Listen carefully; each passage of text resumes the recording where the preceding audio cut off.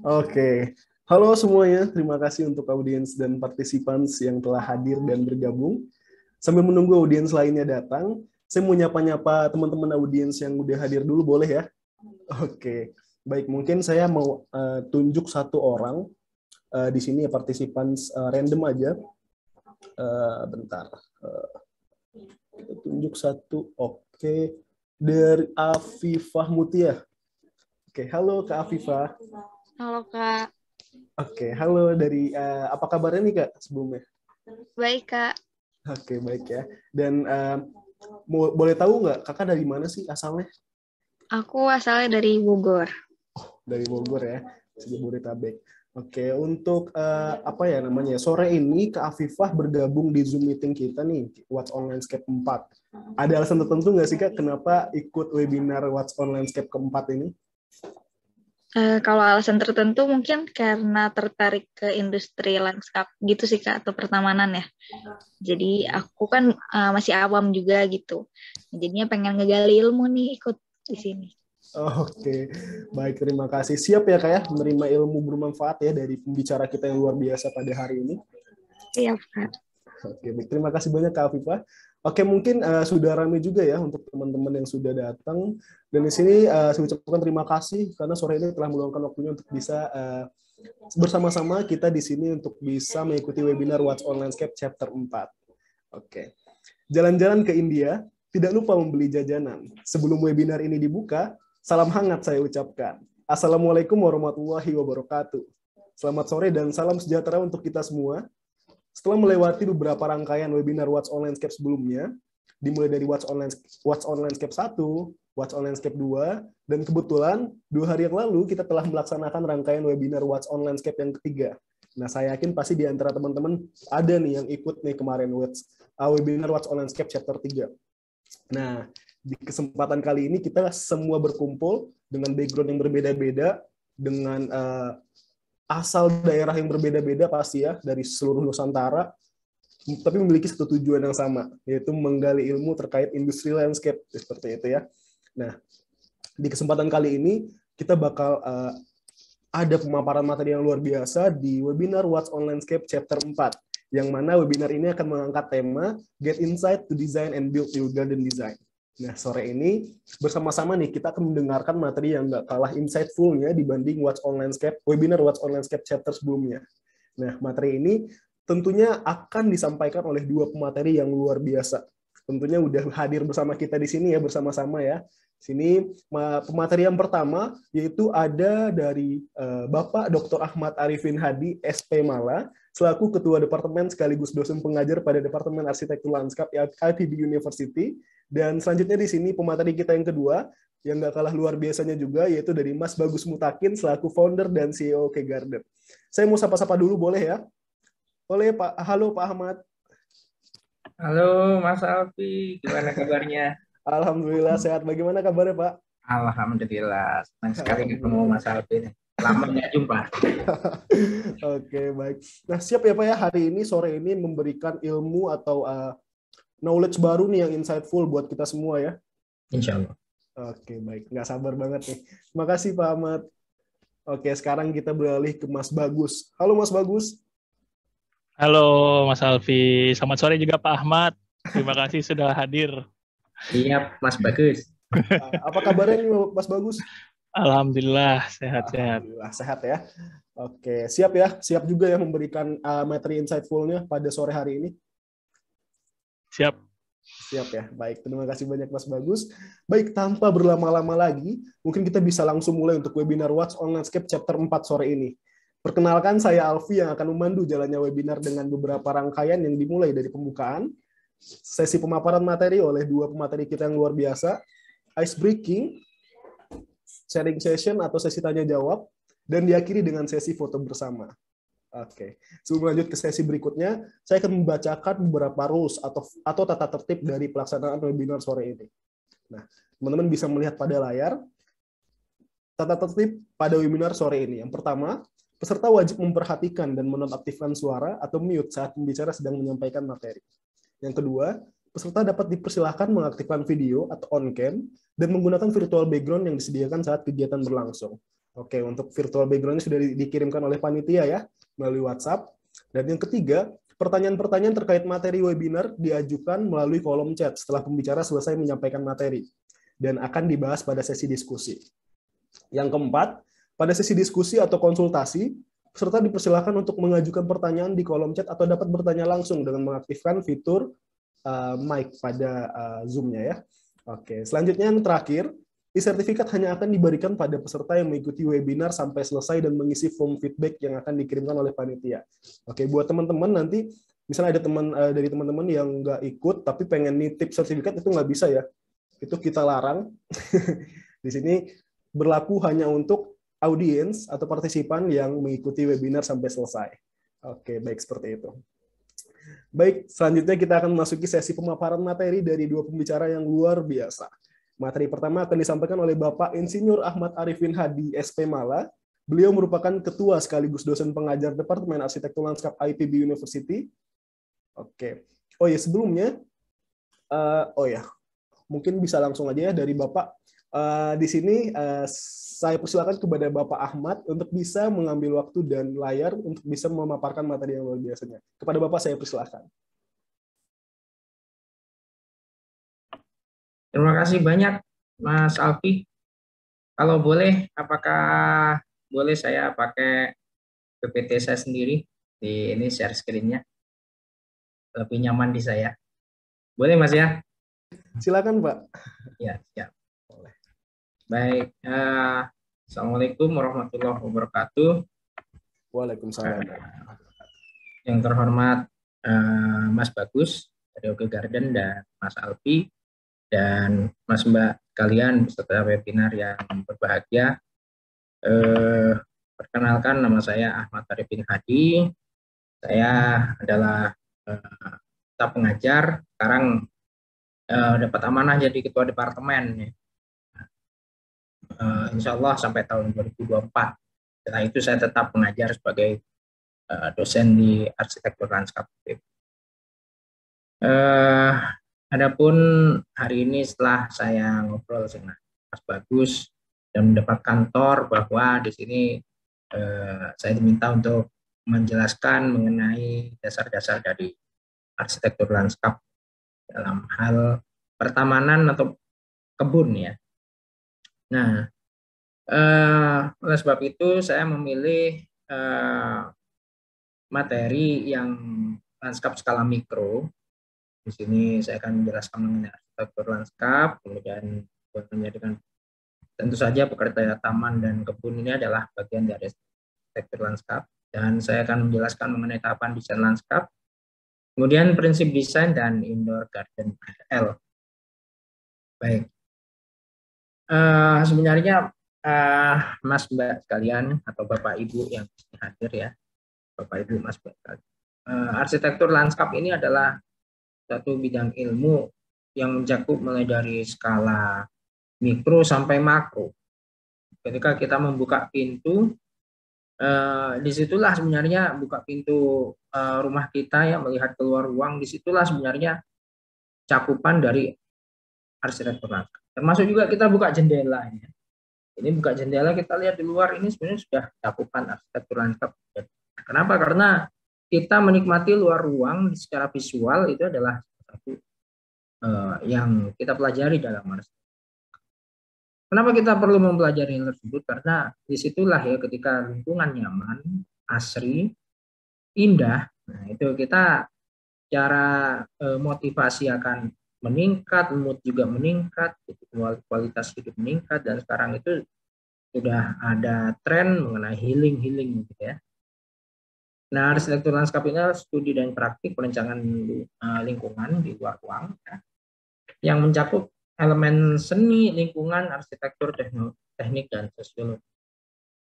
Kemudian arsitek lanskap ini terlibat dalam perencanaan ruang. Ya. Kalau misalnya kita lihat di sini ini bahkan di area sekitar bangunan ya, antar bangunan, disitulah arsitek lanskap berperan. Mulai dari yang taman yang private ya di dalam lingkup bangunan maupun yang sifatnya publik. Dan kadang kita juga diminta untuk merumuskan kebijakan. Seperti yang beberapa minggu yang lalu saya mendapat kabar dari Ketua IALI Bogor ya, bahwa Ketua IALI Bogor diajak untuk dialog mengenai kebijakan dari pertamanan ya di luar ruang. Ini juga kontak dengan Dinas Pertamanan dan Hutan ya, Kehutanan sekarang di DKI ya. Kenal ini kami juga di situ dan kami juga dilibatkan untuk kegiatan di Dinas Pertamanan Kehutanan DKI dan MOU resmi. Kemudian kita juga salah satu bidang ilmu di bidang arsitektur itu adalah desain. Nah, kalau misalnya kita berbicara mengenai desain ini adalah suatu proses yang kreatif terhadap suatu kondisi yang kita temui, sehingga kita mengubah dari satu hal yang tadinya masih maknanya itu susah untuk dikenali atau kurang bermakna, menjadi sesuatu yang memiliki makna. Nah, itulah seni tarik suara, seni tari, seni dekorasi, dan lain sebagainya. Termasuk juga di bidang arsitektur lanskap kita juga mengenal seni ini ya. Jadi desain, proses kreatif di mana kita bisa memberi makna dari itu.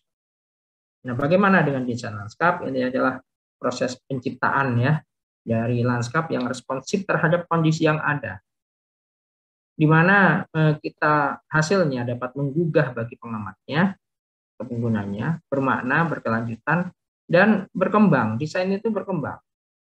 Karena desain bisa jadi itu awalnya sederhana, namun kemudian seiring waktu dengan penambahan-penambahan satu desain yang satu taman yang berkembang ya. Nah, ini adalah contoh dari hasil desain lanskap yang kami lakukan ya di hutan kota Tegar Petuman. Nah, ini saya sebagai desainer dibantu oleh drafter ya, itu Mas.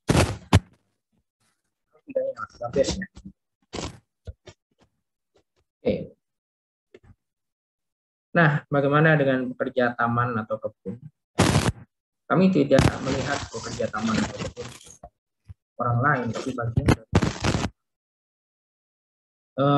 saya sering juga memposisikan diri ya untuk bekerja di taman, karena memang kalau saya bukan profesional, saya lebih ke hobi. Oleh sebab itu profesional maupun hobi melaksanakan pekerjaan terkait taman atau kebun.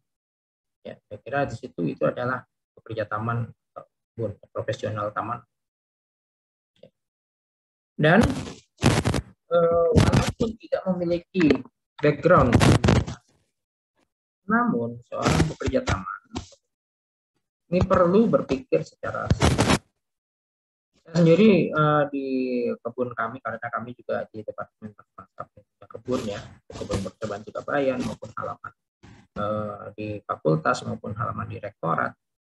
Saya selalu menanamkan pada kawan-kawan pekerja taman untuk berpikir arsitektur lanskap. Artinya kalau misalnya ada suatu masalah, suatu lahan yang saat itu kurang indah, kita jangan langsung jepret beli tanaman tanpa kita menginventarisir. Jadi kita harus berpikir step by step.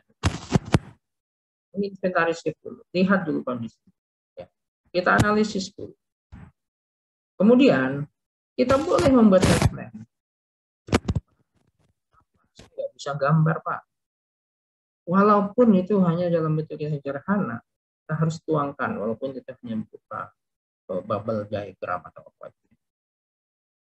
Nah, ketika kita membuat sebuah gambaran ya, tergambar gitu ya dalam, maka kita akan memiliki acuan ketika kita itu belanja tanaman, mendatangkan tanaman, kemudian mengkomposisikan tanaman.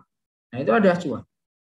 Berbeda kalau misalnya kita itu hanya berdasarkan pikiran ya, pikir, imajinasi gitu. Wah, ini nanti ketika sudah pas pelaksanaan kadang lupa. Atau ya, di sini seorang pekerja taman ataupun harus bisa membaca gambar. Ya. Oleh sebab itu, kalau misalnya ini dilatih oleh OT Garden, mohon kiranya Mbak bisa menanyakan simbol-simbol dari setback, ya. Misalnya tanaman pohon simbolnya seperti apa, ya. Tanaman pohon juga banyak jenisnya, mulai dari yang deciduous yang biasa kita lihat, ya, atau berdaun jarum atau kelas palmae. Dalam setline itu berbeda, apalagi dengan semak dan ground cover juga berbeda. Ya, jenis perkerasan juga berbeda digambarkan. Bagaimana cara membaca legenda dan lain sebagainya. Nah, ini penting, ya. Kemudian kita juga harus bisa memelihara taman tersebut dan bisa mengevaluasi. Nah, ini yang penting. Artinya ketika kita bekerja membuat sebuah taman, termasuk dalam hal setelah pasca pembangunan, kita boleh itu melakukan evaluasi. Dan kalau perlu meredesain bila diperlukan. Ya, jangan khawatir, ya, takut untuk melakukan hal tersebut. Dan karena di sini jenis taman setiap daerah berbeda, setiap kondisi tanah, kondisi agroklimat berbeda, maka pasti akan ada, ya, riset, ya, hasil evaluasi dari Bapak Ibu Mas sekalian. Dan kalau misalnya ada hal tersebut, mohon dicatat dan kemudian sharing, ya, pada kami juga. Saya juga walaupun saya posisi dosen yang dianggap orang tahu segalanya, saya nggak begitu, ya. Saya selalu sampai sini saya masih belajar banyak hal. Ya. Saya tidak memposisikan saya tahu semuanya, karena saya justru kadang saya belajar dari pekerja taman, kebun, ya, itu ilmu datang dari mana? Baik, kita masuk ke tahapan desain lanskap. Nah, dalam satu tahapan desain lanskap ini kita banyak sekali tahapan desain lanskap, tapi pada dasarnya itu tahapan itu sama. Dari para ahli itu berbagai macam, dan itu nggak saklek. Ya. Boleh kita modifikasi, boleh kita menggunakan tahapan desain. Tapi secara umum garis besar kita itu membuat ketika ada satu kasus taman, ya, kita biasanya menginventarisasi. Setelah itu kita menganalisis, kita menginventarisasi setiap elemennya, baik tanaman maupun man-made dan sebagainya. Kemudian kita analisis, ya, kemudian kita sintesis, dan di sini kita mencoba brainstorming, membuat konsep, ide dan sebagainya. Kita masuk ke desain, menggambarkannya dalam satu site plan, perspektif potongan. Kemudian gambar tersebut perlu kita tambahkan detail dan ketika sudah terbuat satu dokumen gambar ini, desain tersebut siap untuk dilaksanakan. Memang pada saat pelaksanaannya bisa jadi kita itu tidak lakukan, misalnya gambar detail misalnya, ya, karena kita sudah terbiasa menanam tanaman, jadi tidak perlu detail penanaman misalnya, ya, kalau misalnya kita laksanakan. Atau kita misalnya punya nursery juga, jadi RAB ini, tapi RAB penting, ya, karena orang lain juga perlu, ya. Nah, setelah itu kita masuk ke inventarisasi. Nah, inventarisasi ini intinya kita menginventarisir segala macam fisik maupun biofisik. Ya. Di sini yang jelas, yang pertama yang perlu kita cari batas, bentuk, ukuran tapak. Kemudian juga nama, bentuk, ukuran elemen lanskap estetik. Misalnya iklim mikro ini, ya, suhunya berapa, kelembaban berapa, arah sinar matahari bagaimana, bayangan seperti apa, kecepatan angin, arah angin, ya, dan lain sebagainya. Ini perlu kita inventaris. Jenis tanah, ya. Saya lihat di modul yang disediakan oleh Mas Bagus juga ada jenis tanah. Dan jenis tanah di sini yang benar itu adalah uji lab. Kenapa? Karena kita misalnya jenis tanahnya hitam, wah ini pasti tanahnya banyak humus dan organik, ya. Tapi kita itu kan dugaan. Nah, padahal misalnya tanah itu ternyata setelah digali agak dalam, ternyata justru dia itu adalah tanah yang pH-nya tinggi seperti latosol. Nah, hal tersebut kita perlu uji lab. Ini uji lab itu di PB juga ada, di Departemen Ilmu Tanah dan Sumber Daya Lahan ya, di FSL, di Fakultas Pertanian. Nah, Bapak Ibu bisa membawa sampel tanah tersebut dan mengujikan di PB. Dan ini juga penting ya, karena saya juga pernah di satu kasus itu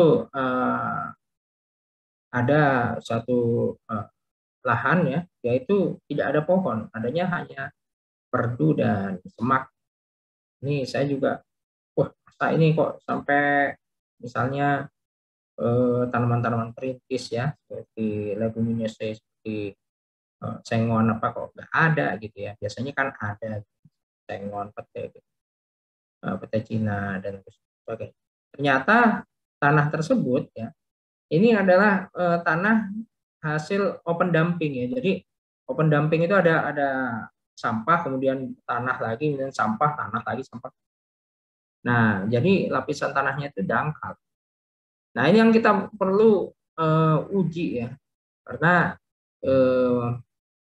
sampah itu juga selain ada lindi juga ya, cairan yang keluar ya, pemampatan sampah itu keluar lindi, dan juga tanah itu dangkal, sehingga kalau misalnya tanam pohon di situ itu tidak akan tumbuh optimal, karena ketika mencapai ke sampah dia akan tidak tumbuh. Kemudian ada, kita juga inventarisir tanaman existing, perkerasan existing, jalur sirkulasi existing, drainase, badan air, dan lain-lain. Kita juga harus lihat perilaku user, dan juga jangan lupa satwa ekologi. Ya. Oh ya, ini juga saya lihat ada gambar drone di sini, karena juga untuk batas bentuk ukuran tapak kita bisa menggunakan. Dan ini adalah salah satu contoh kalau misalnya kita menginventarisir menggunakan drone ya, di mana surface model ya dari satu bentang alam ini ya sampai ke tingginya pematang sawah itu juga bisa dideteksi menggunakan drone. Dan kalau misalnya Mas Mbak tertarik untuk ini, mungkin nanti kita bisa kerjasama ya dengan Oke Garden untuk mengadakan pelatihan ini ya, drone ini. Ini sangat efektif ketika kita membuat desain di area miring. Kenapa? Karena ketika kita membuat satu jalur sirkulasi yang lurus dengan miring, tentu dong harganya, bahannya yang digunakan. Kemudian kita analisis. Nah, ketika kita analisis data yang kita peroleh tadi, itu kita kemudian ada banyak pertanyaan. Kalau misalnya Mas, Mbak, Bapak, Ibu ini banyak pertanyaan mengenai hasil atas, itu cocok betul. Kita harus tanya ini, gimana kondisi tanah. Tanah ini misalnya tanah berpasir. Kita mau bikin taman. Apa potensinya? Apa kendalanya tanah berpasir? Nah, kita harus cari referensi. Dan bagaimana gini, tanaman existing. Saya tadi cerita mengenai yang salah satu area gitu ya, yang di Pondok Rajek gitu ya, yang hasil open dumping. Nah, kondisi tanaman existing ini kenapa kok semuanya kerdil atau semuanya hanya semak gitu ya? Kita tanya, kita diskusi dengan orang sekitar. Ya, dulu saya pernah nanam pohon di sini, tapi nggak ada yang jadi, nggak ada yang jadi semua gitu. Nah, itu kan itu satu hal yang kita harus tanya ya, analisis. Dan gimana misalnya kondisi set furniture saat ini, misalnya set furniture atau perkerasan, man-made ya, plaza, tempat duduk, set furniture ini tempat duduk, meja kayak gitu ya, tangga itu kayak dan sebagainya. Nah, kemudian bagaimana iklimnya juga.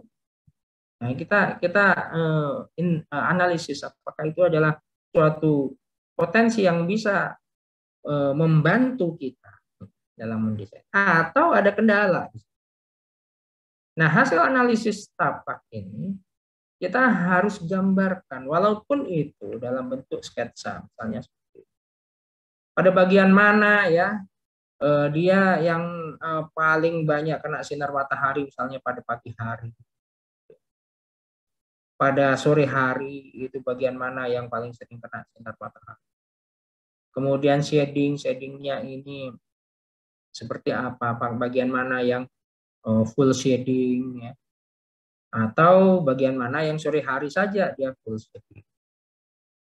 Nah, ini semua kita gambarkan. Banyak hasil analisis tapi lupa kita gambarkan ke dalam tapak kita ya. Termasuk juga kebutuhan-kebutuhan dari tapak kita ya. Misalnya di sini kita analisis, ternyata hasil diskusi ya dengan klien, bagian mana yang klien itu masih butuh, misalnya area terbuka yang dia itu boleh sinar matahari itu kena, tapi bagaimana misalnya yang butuh shading lebih banyak. Kemudian bagian mana yang perlu untuk di screen begitu ya.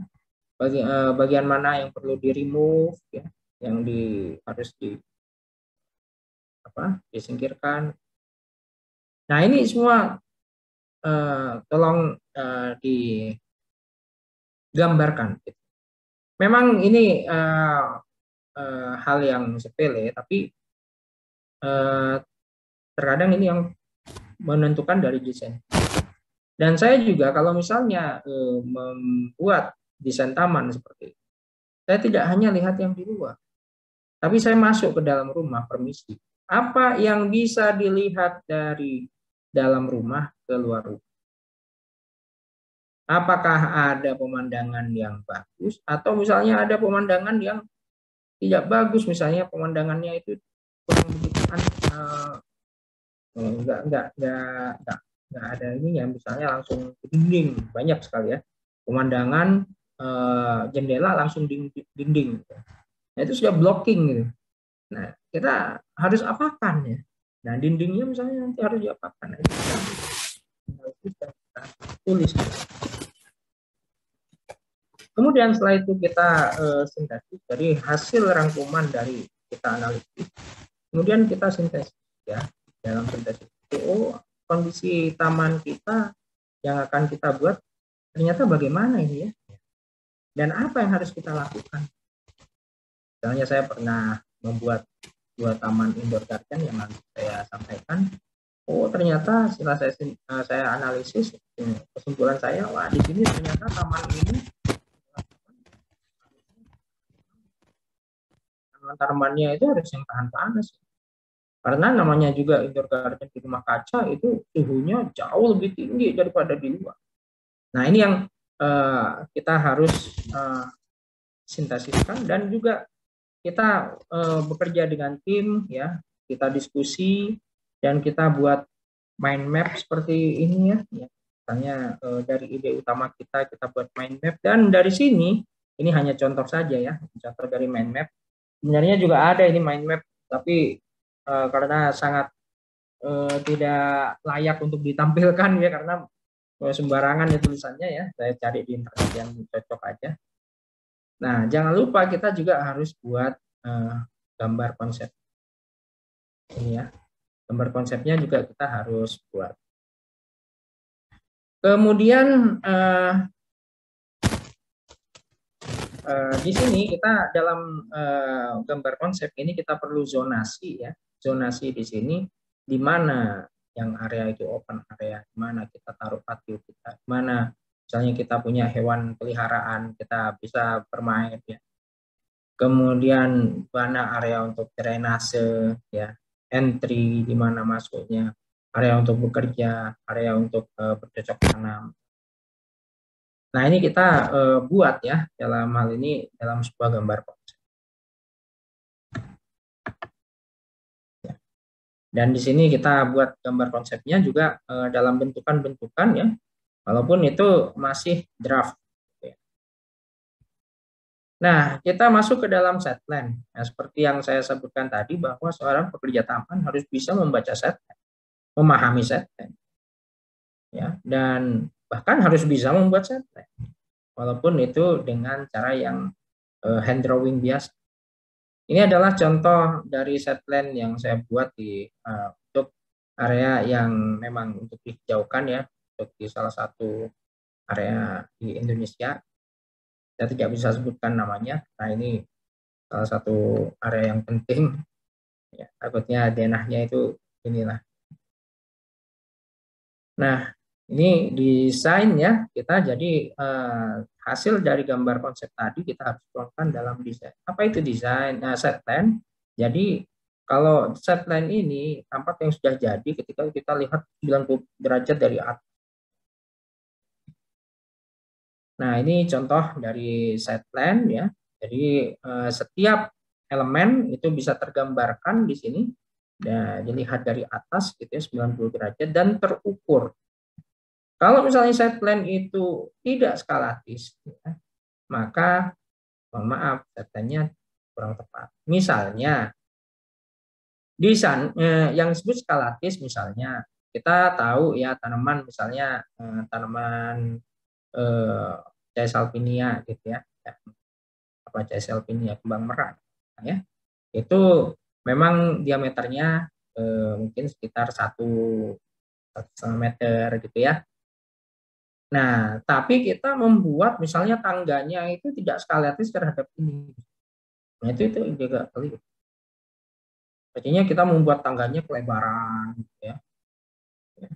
Atau misalnya sebaliknya, ya, Caesalpinianya kita buat yang terlalu lebar. Nah, itu juga tidak tepat. Dan segala macam elemen yang ditampilkan di set plan itu adalah pada waktu umur maksimum, ya, umur optimum. Contoh misalnya kita taruh di sini tanaman misalnya apa itu Rowelia, Rowelia misalnya. Nah di sini ini tanaman misalnya tanaman apa ya yang lebih rendah dari Rowelia ya. Saya kok ngeblank ini ya. Misalnya ini bakung air mancur. Pada waktu beli di tukang taman, ya, Rowelia itu memang kecil-kecil. Dan yang lebih tinggi adalah bakung air mancur. Tapi Rowelia ini kan naik terus, ya.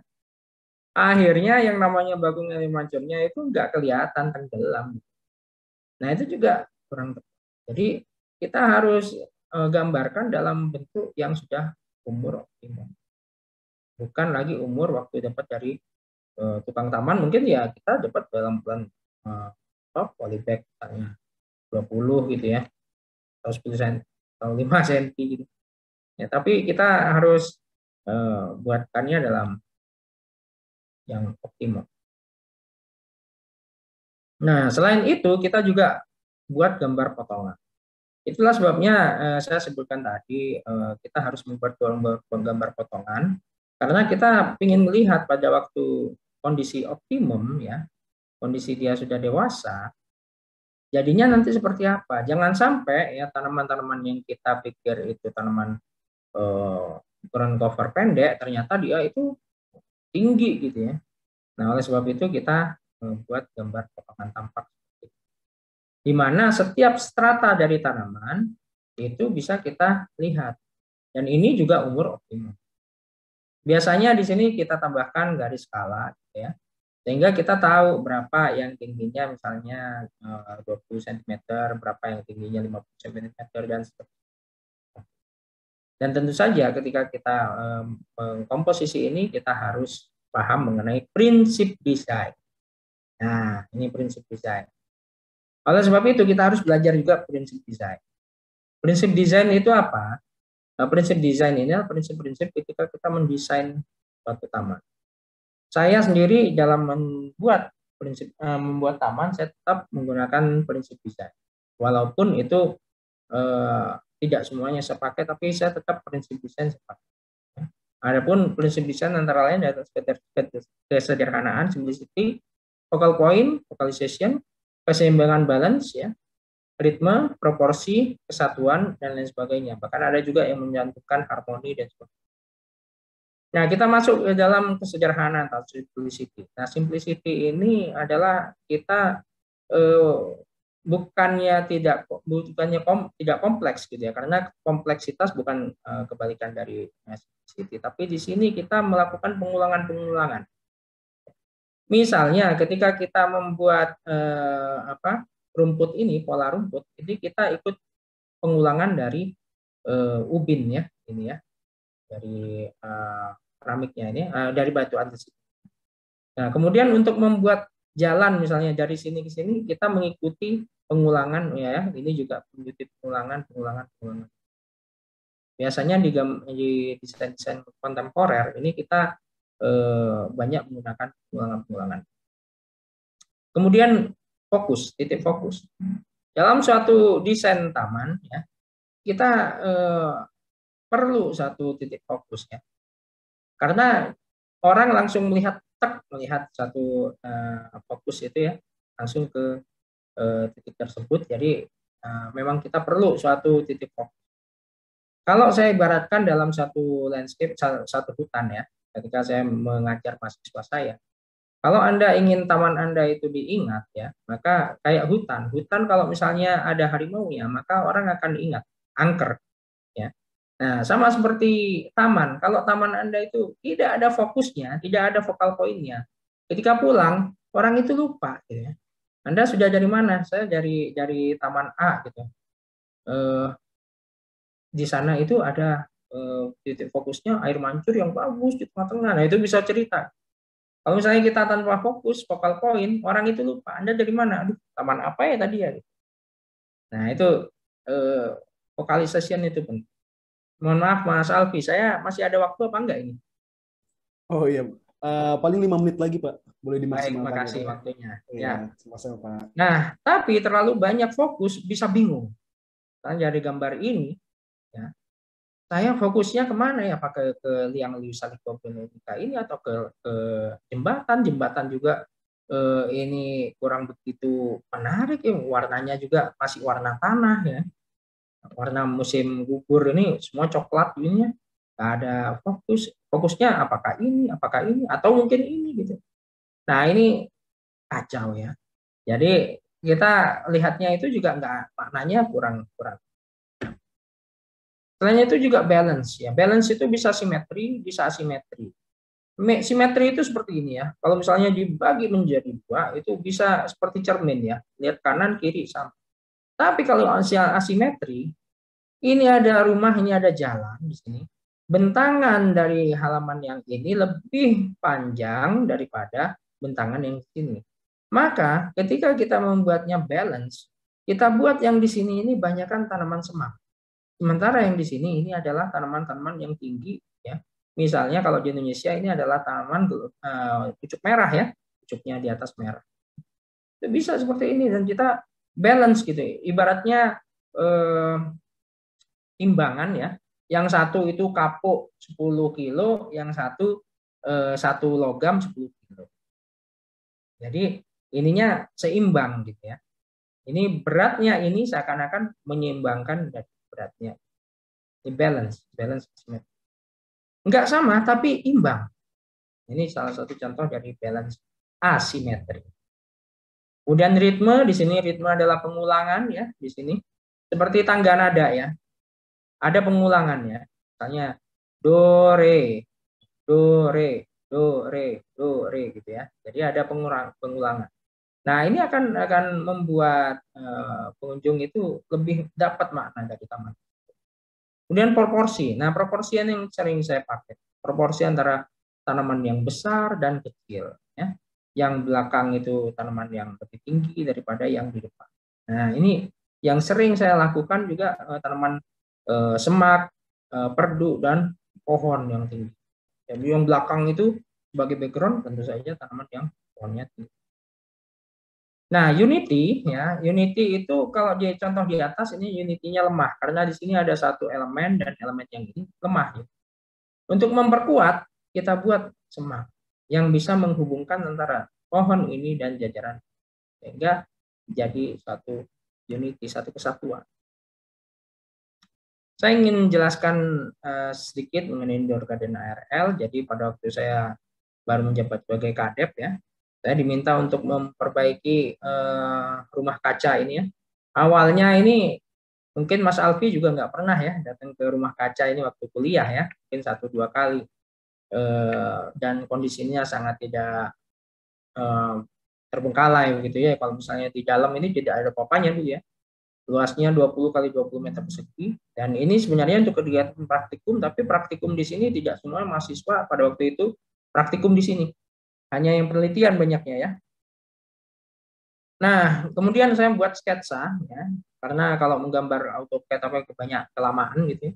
Saya buat sketsa ya, dan ini sketsa saya ya. Kalau misalnya dibagusin dikit seperti ini, padahal sebenarnya bagusan yang ini sketsa. Jadi jangan takut-takut untuk membuat sketsa ya, Mas Bapak Ibu sekalian. Nah, sketsa tersebut saya taruh ya di sini ya. Kemudian jadi acuan ya. Dan di sini saya suka bermain dengan titik balik ya. Jadi titik baliknya dari sini, dari jarak dari sini ke sini berapa meter, dari sini berapa meter, dan saya tandai titik baliknya itu ya. Di sini ada yang lebih tebal, ini artinya titik baliknya. Jadi untuk kurvnya saya ngambil satu batang ini ya, sapu, kemudian saya tambahin dengan kuas, dan saya mulai membuat gambar ya di lantai. Ya, kemudian kita tandain seperti ini, dan ini mahasiswa yang terlibat ya untuk membuat pasang batu. Dan sebelum kita buat planter box-nya, kita beri lapisan plastik dulu. Memang sebenarnya yang ideal itu harus kita pakai liner seperti itu ya. Tapi ini karena dananya sedikit, jadi pakai plastik cor-coran gitu ya. Nah, termasuk juga batu-batunya juga kita taruh dulu plastik dulu, baru kemudian kita pasang batu. Nah, jadinya seperti ini ya. Batunya pun sama seperti saya menggunakan prinsip desain tadi. Jadi kita pakai keseimbangan juga ya, kanan dan kiri ya. Kemudian kontras juga ya. Saya memang sengaja pilih batu warna merah, putih, dan di sini ada aglonema. Kemudian di bawah, di belakangnya itu ada yang berwarna hijau tua anthurium ya, dan lain sebagainya, sehingga jadinya seperti ini ya. Jadi ini komposisi tanamannya, jadi kita bermain warna juga. Nah, jadinya yang tadinya itu bukan jadi tempat apapun, jadi sekarang jadi tempat untuk ngobrol-ngobrol. Saya pasangin sofa juga ya. Nah, ini bisa dilihat deh before-nya seperti ini kondisinya ya. Mungkin mahasiswa untuk datang ke sini juga nggak ada ini, tapi sekarang alhamdulillah jadi satu tempat yang baru, place yang baru. Mahasiswa tanpa ada praktikum juga sering datang ke sini. Mas bosnya Oke Garden, Mas Hadid ya, sering datang ke sini, Mas Hadid ya, datang ke sini. Mas Bagus, saya tunggu nih. Ya, itu dalam membuat taman ini saya menggunakan prinsip desain. Jadi prinsip desain itu saya kira itu materi ini sebenarnya materi kompetensi ARL beberapa semester, kemudian saya jadikan satu webinar. Oleh sebab itu, kalau misalnya saya terlalu cepat menyampaikan, mohon maaf. Kalau misalnya ada yang ingin tahu lebih banyak, silakan diskusi dengan saya atau datang ke ARL langsung, boleh, kita ngopi-ngopi lah gitu ya. Terima kasih, itu saja dari saya. Assalamualaikum warahmatullahi wabarakatuh. Waalaikumsalam warahmatullahi wabarakatuh. Saya boleh ya Pak main-main di sana? Ini... Boleh dong. Sambil tapi belum pernah ke sana nih. Ayo, live YouTube juga boleh. Oh, bisa banget. Instagram ya. Oke, luar biasa sekali ya. Terima kasih banyak Pak Ahmad atas pemaparan materi yang sangat luar biasa. Di sini kalau bisa disimpulkan nih, saya simpulkan ya, untuk lanskap itu sebenarnya apapun yang kita lihat, pemandangan yang kita lihat sejauh mata memandang itu lanskap ya Pak ya. Benar. Betul, Mas. Nah, jadi gimana cara kita membentuk suatu lanskap, bisa mewujudkan lanskap yang sustainable, kita punya beberapa tahap juga tadi itu telah dijelaskan oleh Pak Ahmad. Tahap-tahapnya tadi ada dari inventarisasi, analisis, sintesis atau konsep, dan ada tahap yang lain juga, intinya bagaimana cara si landscape yang kita bentuk itu bisa sustain dan bisa menguntungkan lingkungan sekitarnya seperti itu.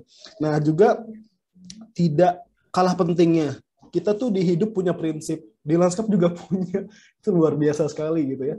Jadi nggak hidup doang yang punya prinsip, kita juga di lanskap itu juga punya prinsip agar nanti konsep yang kita bentuk itu bisa sesuai dengan mungkin dari visualnya, tadi segi visual dari ada unity, ada ritme dan lain sebagainya ya. Nah, itu warna juga menjadi patokan juga bagaimana kita bisa membuat suatu pemandangan atau lanskap itu bisa selain estetik juga bisa fungsional. Seperti itu ya Pak ya. Betul, Mas.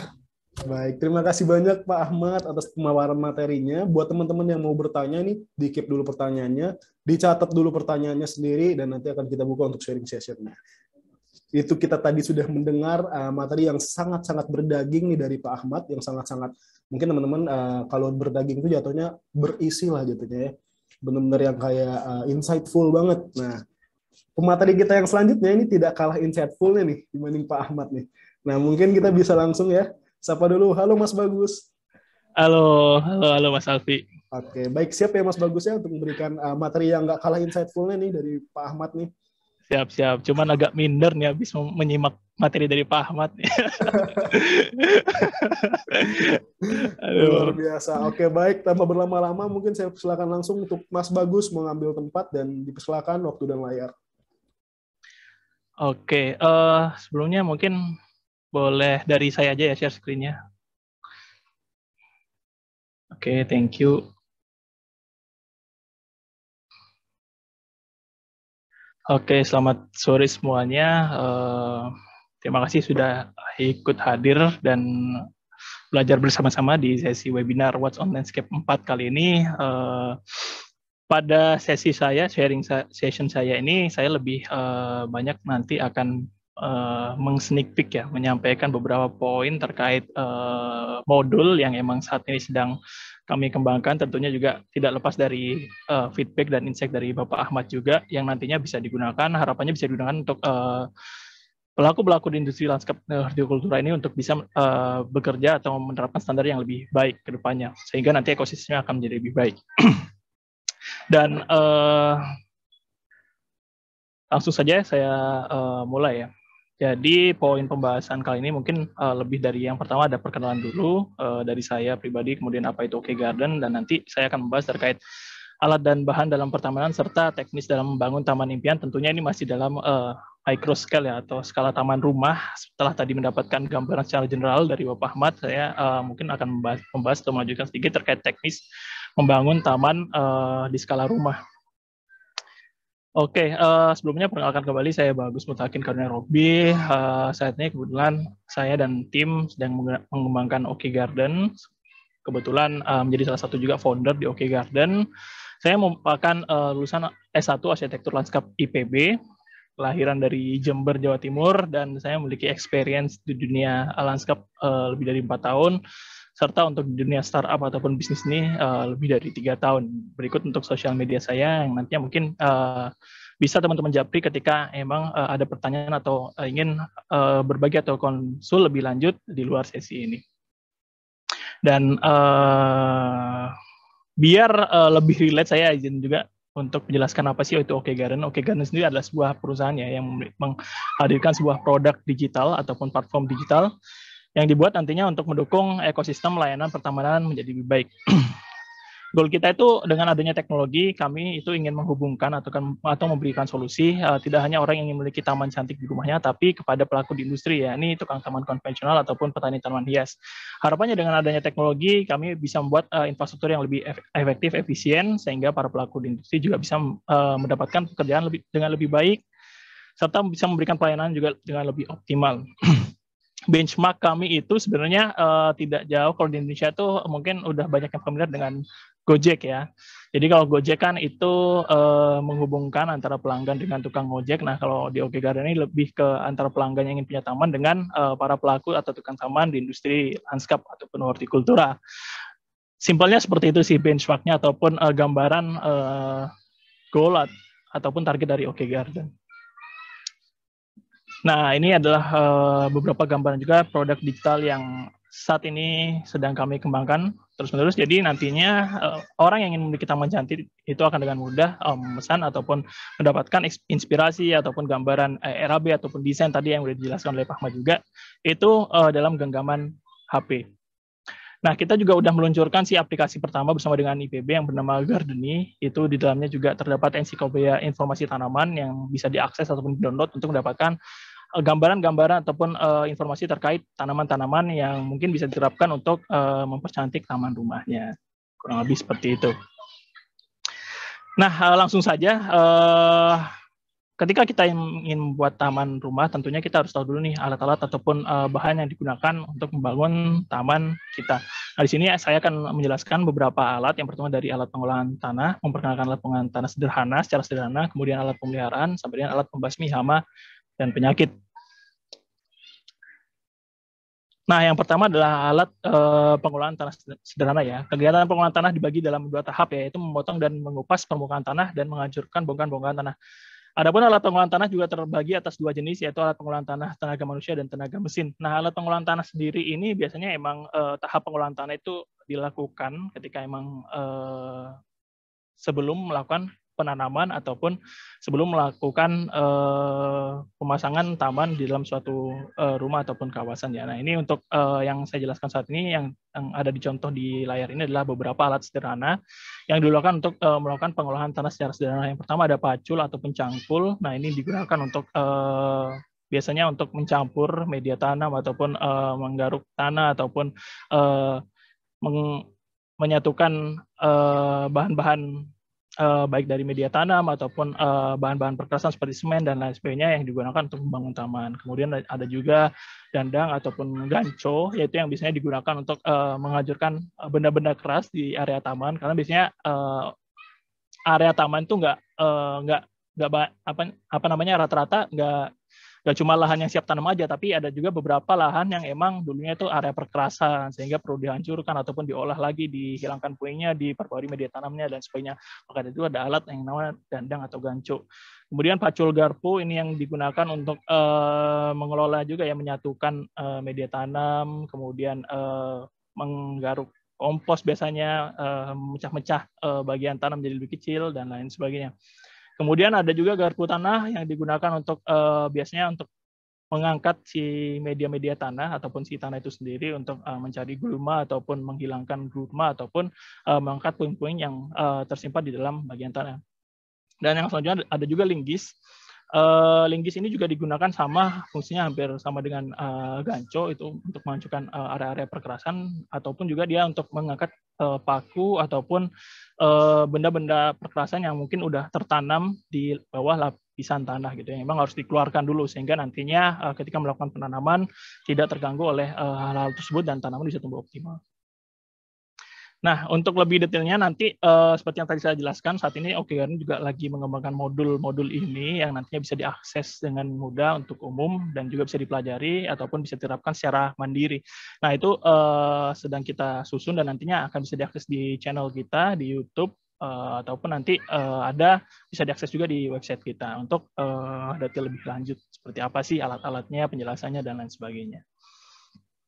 Kemudian yang kedua adalah alat pemeliharaan. Ini digunakan untuk menjaga dan mengoptimalkan pertumbuhan tanaman pada taman agar tetap sesuai dengan perencanaan desain di awal. Nah, alat pemeliharaan ini terbagi menjadi beberapa jenis ya. Yang pertama ada alat penyiraman. Alat ini digunakan untuk menyiram dan biasanya ada 2 jenis, yaitu yang pertama alat penyiraman dengan selang dengan mata penyemprot nozzle, yang biasanya juga digunakan di rumah-rumah, biasanya bentuknya kayak selang, kemudian ada alat semprotnya nozzle gitu. Nah, ini juga biasanya karena secara umum menggunakan ini juga penggunaan juga secara sederhana sehingga rumit-rumit. Biasanya digunakan untuk menyiram taman secara kecil.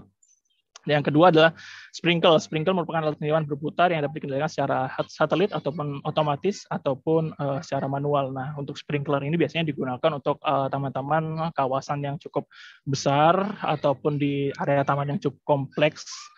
Karena kan nggak mungkin kalau kita misalnya nyiram pakai nozzle di area kawasan taman kota, misalnya kita pakai nozzle satu-satu, kemudian rumputnya disiram satu-satu, kan itu nggak mungkin juga. Biasanya menggunakan sprinkle ini untuk kawasan yang lebih lebar, lebih luas, dan biasanya itu bisa di setel secara otomatis, biasanya di set timernya setiap jam berapa dia akan mulai menyiram, ataupun setiap jam berapa dia akan, atau berapa lama durasinya untuk melakukan penyiraman, dan lain sebagainya. Dan ada juga yang manual biasanya, kalau misalnya untuk di taman rumah misalnya di set diputer tuasnya, dia akan menyala secara manual dan nanti kalau dimatikan tinggal diputar kembali gitu sih. Dan selanjutnya adalah alat pemangkasan. Pemangkasan ini juga digunakan tujuannya untuk menjaga bentuk ataupun tinggi strata dari suatu tanaman agar tetap sesuai dengan perencanaan desain. Nah, di sini beberapa contohnya adalah mesin pemangkasan rumput ya yang saya tampilkan. Yang pertama ada mesin pangkas rumput punggung yang biasanya digunakan pada hamparan rumput yang sempit seperti taman halaman rumah dan area bunker pada lapangan golf. Nah, biasanya ini digunakan untuk memotong area rumput di dalam taman rumah. Dan biasanya itu ada yang otomatis ataupun ada yang menggunakan bahan bakar ya, tergantung jenisnya.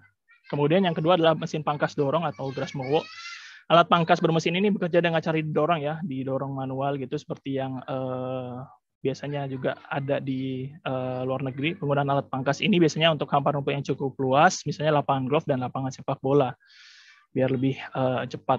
Kemudian untuk yang terakhir adalah mesin pemangkas dinaiki. Mesin pangkas dinaiki sering juga digunakan di lapangan golf. Alat ini baik digunakan karena melindungi pemakai ataupun operator dari sengatan matahari saat melakukan pemangkasan. Biasanya untuk alat yang pemangkas rumput yang dinaiki ini digunakan pada area yang cukup luas dan emang nggak bisa dilakukan dalam waktu cepat gitu. Jadi untuk efisiensikan energi gitu dari si operatornya. Dan untuk alat pemangkasan juga contoh lainnya itu ada gunting rumput yang biasanya digunakan untuk memangkas beberapa jenis daun juga, jenis tanaman border ataupun pembatas seperti pucuk merah dan sebagainya. Ada juga gunting stek yang digunakan untuk melakukan pemangkasan ataupun merapikan suatu bentuk dari tanaman. Dan selanjutnya adalah alat pembasmi hama. Nah, alat pembasmi hama dan penyakit digunakan dalam tahap pengaplikasian zat pembasmi hama pada taman. Zat yang digunakan biasanya kalau merawat taman kan itu kimiawi dan emang biasanya reaktif ya, dan sehingga kita perlu tools khusus ataupun alat-alat khusus yang menjaga si operator ataupun si aplikannya agar terhindar dari efek-efek dari zat-zat kimiawi tersebut. Yang pertama adalah masker. Masker ini berperan sebagai alat pelindung bagi operator saat menyemprotkan pestisida misalnya. Yang kedua adalah sarung tangan. Sarung tangan berperan untuk melindungi bagian tangan, terutama dari paparan bahan pestisida ya. Sehingga biasanya ada beberapa bahan yang menyebabkan kayak alergi ataupun efek di kulit kita itu kayak gatal, kemudian memerah ataupun panas. Makanya itu perlu menggunakan sarung tangan agar aman. Dan yang selanjutnya adalah knapsack sprayer. Knapsack sprayer merupakan alat penyemprotan pestisida dengan tangki yang dapat menampung hingga 10 liter. Alat ini dibagi menjadi dua, yaitu otomatis dan semi otomatis. Nah, selanjutnya setelah kita udah mengenal nih alat-alat dasar ya dalam bangun suatu taman ataupun pemeliharaan suatu taman, nah kita lanjut ke tahap selanjutnya yaitu teknis dasar dalam bangun taman. Di sini saya akan menjelaskan terkait yang pertama pengolahan lahan, step-step pengolahan lahan, kemudian penanaman sampai dengan pemeliharaan. Yang pertama pengolahan lahan. Nah, pengolahan lahan ini adalah salah satu hal pertama yang harus dilakukan pertama kali ya dalam mempersiapkan suatu taman yang cantik di rumah gitu. Biasanya kegiatan ini untuk menyesuaikan kondisi dasar taman hingga siap tanam, serta memastikan lahan tidak terdapat elemen taman yang tidak diperlukan. Yang tadi saya bilang, jadi biasanya rata-rata suatu area taman yang area rumah yang mau dibangun taman itu kan nggak semuanya udah siap tanam nih, tapi beberapa juga ada puing-puing ataupun bekas-bekas perkerasan yang emang di tahap pengolahan lahan ini itu harus dibersihkan atau diangkat semua sehingga nanti lahannya lebih siap tanam, memastikan tanaman-tanaman yang nanti di dalam itu pertumbuhannya ataupun akar-akarnya tidak bersentuhan ataupun terganggu oleh puing-puing tadi. Seperti itu sih untuk lahan step pengolahan lahan. Jadi kenapa pengolahan lahan itu penting? Karena untuk mempersiapkan si area tadi yang mau dibangun taman untuk siap tanam dulu nih sebelum dilanjutkan ke tahap penanaman. Nah, pada pengolahan lahan ini biasanya ada beberapa jenis ya. Ada yang pengolahan lahan biasa, yaitu stepnya biasanya mulai dari pencampuran lahan, dibersihkan dari elemen-elemen yang tidak perlu. Yang pertama, kemudian yang kedua adalah dilakukan penggemburan lahan agar lebih siap tanam. Kemudian yang ketiga adalah pembuatan kontur lahan sesuai dengan kebutuhan. Jadi kan kalau tadi yang seperti dijelaskan oleh Pak Ahmad kan dalam membentuk suatu taman itu ada bentuk-bentukannya masing-masing gitu. Nah, biasanya di saat pengolahan lahan ini mulai juga nih dibentuk kontur-kontur ataupun perbedaan ketinggian elevasi ketika sebelum dilakukan penanaman tanaman untuk memastikan bentuknya udah sesuai dulu nih ataupun elevasinya udah sesuai dulu nih sebelum nanti ketika udah ditanam malah konturnya nggak sesuai kan malah jadi berantakan. Maka dari itu di tahap pengolahan lahan ini disiapkanlah konturnya dulu gitu. Kemudian mengatur elevasi lahan untuk menyesuaikan dengan drainase lahan. Nah, kenapa perlu adanya elevasi yang jelas pada suatu area taman? Karena ini untuk mencegah tadi faktor genangan ataupun air yang tidak terserap ke dalam tanah ya. Jadi pastikan nanti taman itu terhindar dari kondisi menggenang ataupun pastikan kondisi drainase pada taman itu juga udah tertata dengan baik sehingga nantinya tidak ada genangan pada taman yang berpotensi untuk menyebabkan beberapa jenis tanaman itu menjadi tidak adaptif ataupun mati ataupun gagal adaptasi, kurang lebih seperti itu. Nah, untuk lebih jelasnya juga nanti di tahap ini akan ada juga modul videonya yang nanti bisa dicek oleh teman-teman lebih lanjut. Namun saat ini sedang kami kembangkan dan insya Allah dalam waktu dekat kita akan segera up di channel kita dan nanti bisa langsung dipelajari secara mandiri ataupun dilakukan penerapan secara mandiri di rumah masing-masing. Yang kedua adalah pengolahan lahan berpuing. Pengolahan lahan berpuing ini step-stepnya kurang lebih seperti ini. Mulai yang pertama adalah pencampuran lahan dan bersihkan dari elemen lahan yang tidak perlu. Jadi dicangkul, dibersihkan dulu dari elemen kayak bekas sisa semen, sisa keramik, dan lain sebagainya. Kemudian mengangkat puing dan masukkannya dalam karung, sehingga nanti pengolahan sampahnya lebih efektif juga. Kemudian distribusikan karung berisi puing ke mobil pick up. Nah, ini dilakukan pertama kali, sehingga nanti agar ketika emang di akhir udah sampah-sampah itu udah siap semua gitu ya. Ini lebih ke waste management ya, waste management. Kemudian yang keempat sama pengemburan lahan agar siap tanam, pembuatan kontur lahan sesuai dengan kebutuhan. Yang terakhir adalah mengatur elevasi lahan untuk menyesuaikan dengan drainase lahan. Nah, ketika persiapan ataupun pengolahan lahan sudah selesai, kita masuk ke tahap selanjutnya, ini penanaman pohon, tanaman, ataupun nanti penanaman rumput. Nah, untuk penanaman pohon sendiri, di sini ada beberapa step ya. Mulai yang pertama, mulai dari tanaman pohon ditanam di awal, kemudian siapkan lubang tanam disesuaikan dengan bola akar dan berikan space atau ruang sekitar 10 cm itu untuk memastikan tahap adaptasinya. Kemudian yang ketiga adalah masukkan media tanam. Untuk satu pohon adalah 1 karung, kemudian timbun bola akar menggunakan tanah dan ratakan. Kemudian yang kelima adalah apabila pohon memiliki diameter batang besar dan tinggi lebih dari 4 meter, maka diberikan penyangga sehingga dia itu nanti dalam proses adaptasinya dia bisa tumbuh lebih kuat gitu ya. Bisa perlu ada bantuan di awal biasanya untuk beberapa jenis pohon di masa awal tanam. Kemudian yang selanjutnya adalah sesuaikan dengan kebutuhan apabila di atas area tanam pohon terdapat kontur ataupun lahan. Nah, untuk penanaman pohon ini pastikan pohon ini ditanam di awal ya, sehingga nantinya memudahkan untuk mengatur tanaman perdu ataupun semak di bawahnya. Kalau misalnya dia ditanam di akhir, khawatirnya ketika udah mengatur tanaman semak duluan, kita perlu membongkar lagi nih, karena ternyata diameter atau lubang tanamnya kurang kayak gitu. Jadi pastikan untuk penanaman pohon itu dilakukan di awal. Kemudian untuk penanaman rumput, nah ini ada beberapa stepnya. Yang pertama adalah penanaman rumput umumnya dilakukan di akhir ya, setelah semua proses penanaman tanaman lain itu sudah selesai untuk menghindari rumput tidak terinjak-injak di awal. Jadi emang biasanya di akhir untuk melakukan pekerjaan penanaman rumput. Kemudian gemburkan area yang akan ditanami rumput. Yang ketiga adalah tata rumput dan atur jarak tanam sesuai dengan kebutuhan, disarankan tidak terlalu renggang agar sudah tertutup sempurna dalam waktu kurang lebih 30 hari atau sebulan ya. Jadi kalau kita nanamnya juga misalnya ada jarak sekitar ya 1 cm kayak gitu-gitu itu akan lebih baik untuk proses pertumbuhan kerapatan dari si rumput. Ya beda kalau misalnya kita nanamnya agak renggang-renggang yang misalnya 1 meter gitu, tanam rumputnya ya itu akan lama sih, perlu waktu untuk menutup rapat menjadi hijau seperti yang digambar. Kemudian yang keempat, tekan rumput pada area tanah, pastikan akar tertimbun tanah. Yang kelima, pastikan hasil penanaman rapi dan teratur, lakukan perataan dengan cara ditumbuk jika diperlukan. Yang keenam adalah selesai penanaman, dilakukan penyiraman ya, itu jelas pada semua tanaman, harusnya nggak cuma rumput aja, tapi pastikan di awal-awal penanaman itu semua tanaman yang udah tertanam dilakukan penyiraman sampai tanahnya basah. Kemudian sesuaikan apabila di atas area tanam berbentuk kontur atau rumput ditanam pada bidang miring. Nah ini maksudnya kalau misalnya ada penanaman yang berbentuk seperti ini, bentuk kontur seperti ini, ataupun agak miring, nah itu penanamannya perlu disesuaikan juga gitu. Ya, setelah kita melakukan penanaman, persiapan lahan, penanaman pohon, tanaman, rumput, kita lanjut ke tahap pemeliharaan taman itu sendiri ataupun perawatannya. Nah, perawatan taman ataupun pemeliharaan taman itu ada levelnya, yakni high maintenance dan low maintenance. Kenapa kita harus membedakan? Karena dengan kita bisa membedakan perawatan yang high maintenance ataupun low maintenance, kita bisa tahu alat apa yang perlu kita gunakan, kemudian seperti apa manajemen perawatan yang bisa kita aplikasikan. Nah, yang menentukan level perawatan dari sebuah taman adalah luasan, komposisi, dan kompleksitas dari tanaman. Nah, contohnya seperti ini. Ini disebut sebagai perawatan taman dengan high maintenance karena di sini ada berbagai jenis tanaman yang berbeda-beda ya stratanya ya. Kemudian di sini juga digunakan beberapa tanaman fast growing screen ataupun tanaman pembatas yang bertumbuhnya cepat seperti heliconia. Kemudian di sini ada jenis apa lagi nih? Wah, nggak kelihatan. Kemudian ciri yang lainnya adalah dia kebanyakan kalau tanaman high maintenance itu biasanya didominasi oleh penggunaan tanaman fast growing shrub ataupun semak yang tumbuh cepat.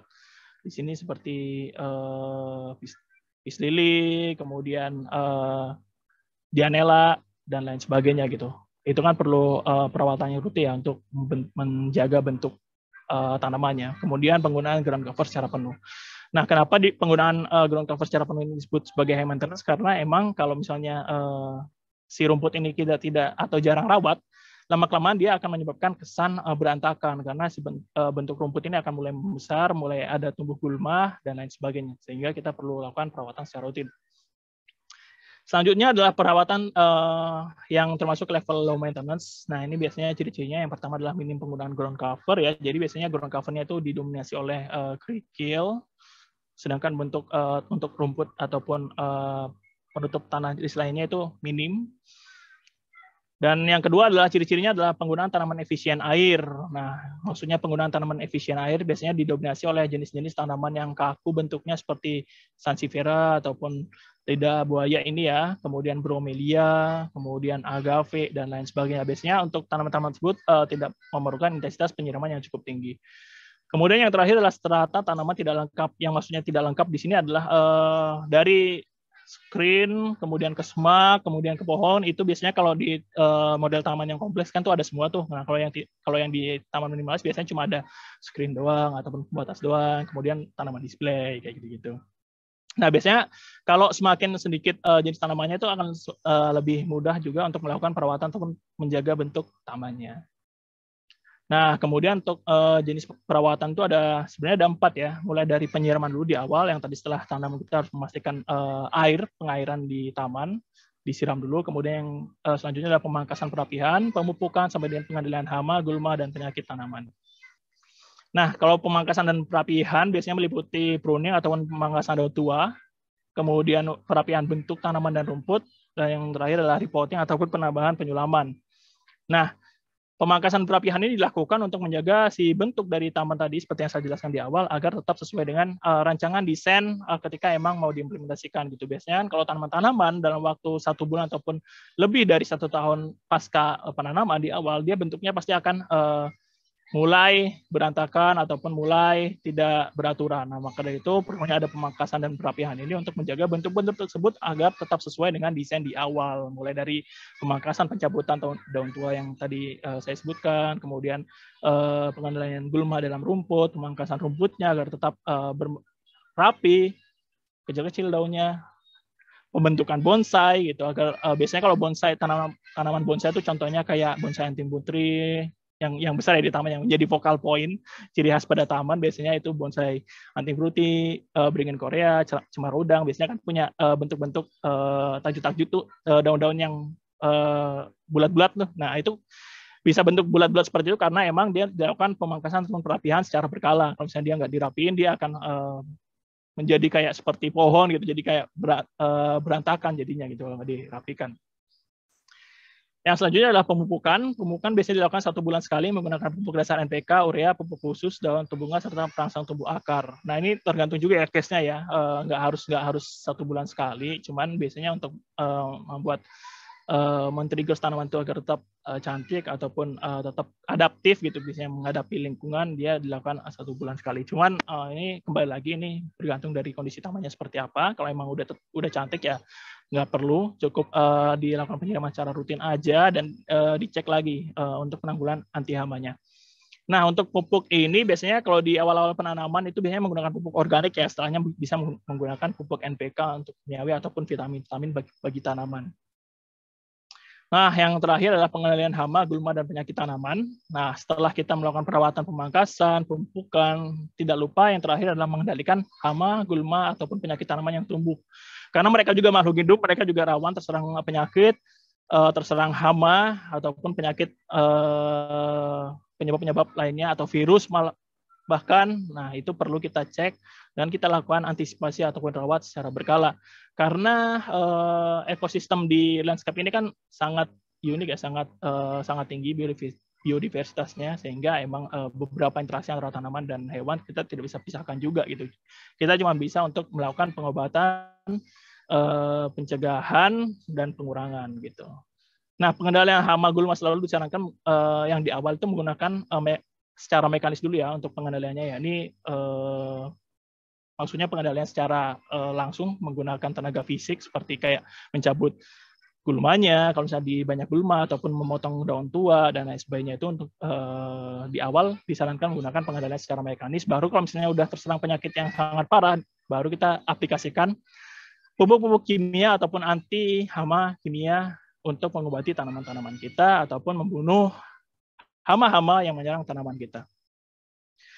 Nah, kurang lebih itu sih untuk sharing session hari ini. Dan bagi teman-teman yang tertarik untuk bergabung ataupun belajar lebih jauh di OK Garden, itu bisa juga untuk klik ataupun scan ya barcode sini, karena kebetulan OK Garden selalu membuka rekrutmen terkait internship, volunteer sampai dengan menjadi freelance designer di OK Garden.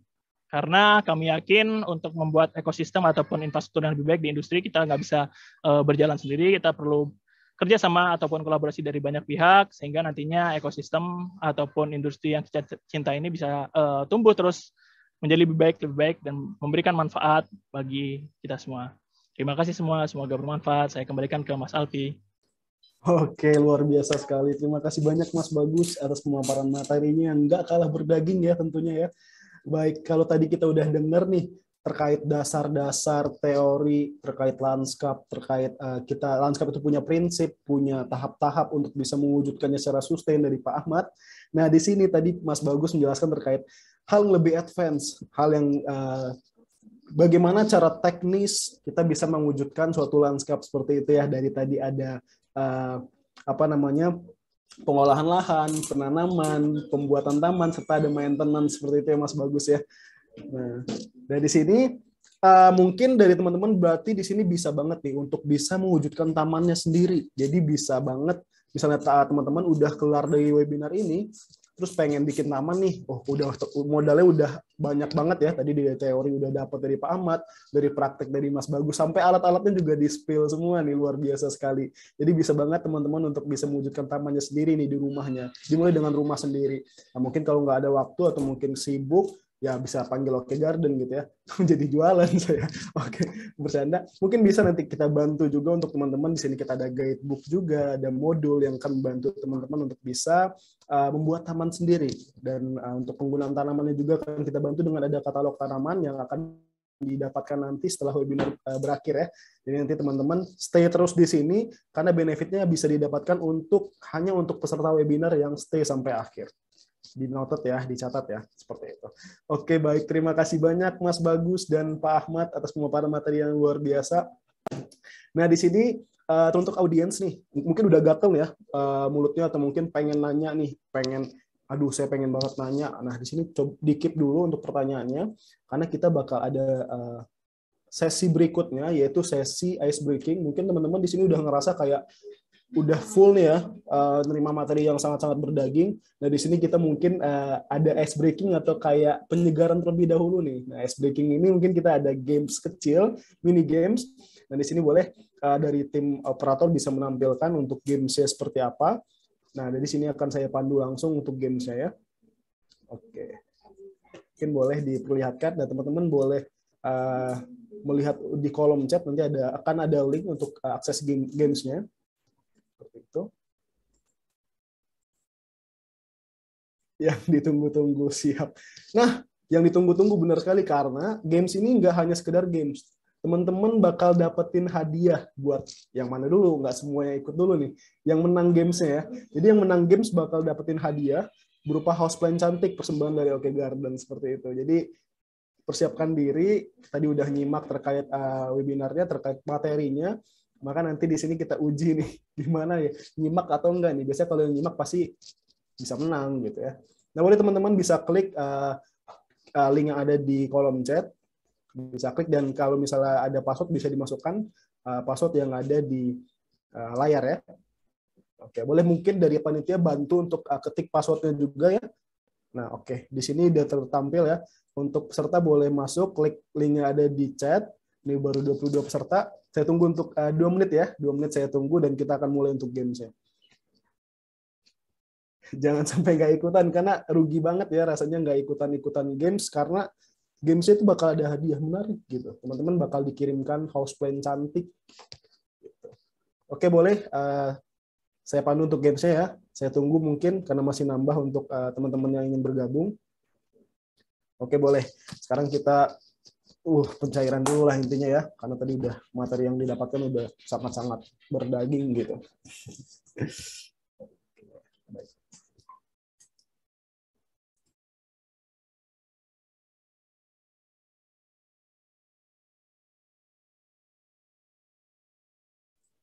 Oke, baik, masih 49, 51 ya dari 103 partisipan yang hadir. Yang belum masuk ke gamesnya, yang belum masuk ke akses gamesnya, bisa klik link yang ada di kolom chat. Saya tunggu sampai pukul 17.17. Oke, saya tunggu, mungkin kita bisa mulai nanti. Sebentar ya, panitia. Ini masih nambah terus nih. Mungkin ada yang lagi ke toilet mungkin tadi, jadi ketinggalan mungkin ya. Boleh langsung klik link yang ada di chat. Ini yang ditunggu-tunggu nih, kata tadi dari Kak siapa tadi? Kak Ari Dwi Jianti. Nah, oke, udah semua. Oke, masih nambah terus. Oke, kita langsung tetapkan aja ya panitia, dari aba-aba dari saya untuk mulai. Sebentar, 1 menit lagi. 1 menit lagi, maka kita mulai untuk gamesnya. Oke, teman-teman yang belum masuk, silakan masuk.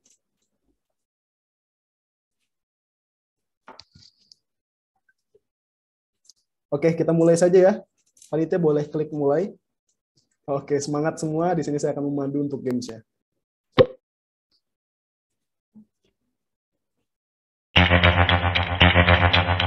Siapkan ya.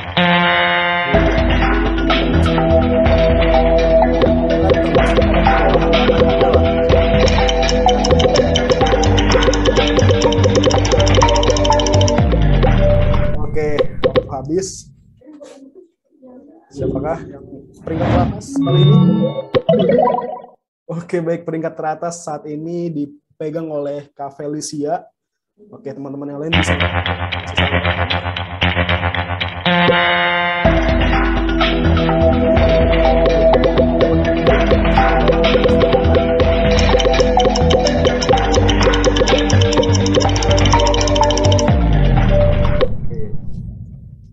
Kita lihat untuk peringkat teratas sekarang akan berubah dengan Felicia. Wah, Castella memimpin ternyata. Oke, teman-teman yang katakan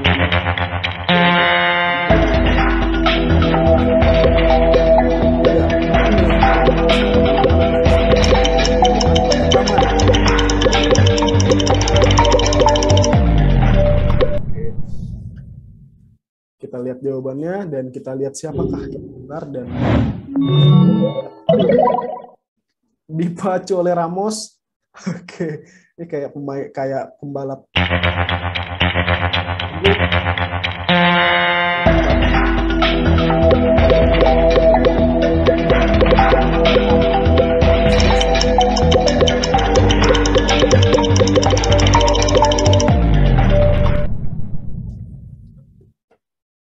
Oke, siapakah yang bakal? Oke, tergeser lagi ya. Jadi sekarang di peringkat 1 ada Rahma Sari. Jangan mau kalah teman-teman yang belum terlibat di peringkat 1. Oh ya, untuk informasi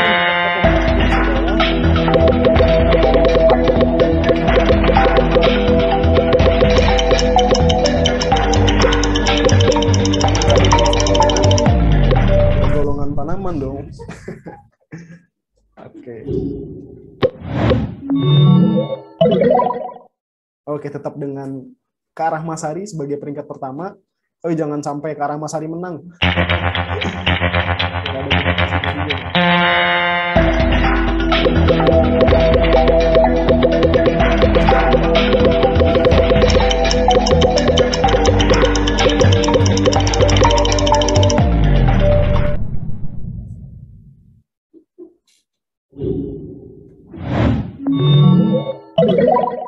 Oke, berubah dong untuk posisi pertama di sini dipegang oleh Kak Joni.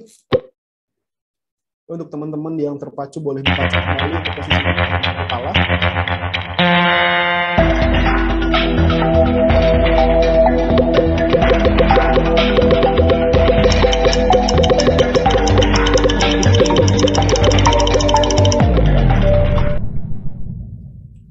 Kita lihat ya, siapakah pemenangnya. Oke, disusul kembali. Di sini berubah kembali untuk peringkat pertama, yaitu dari Kak Fajar.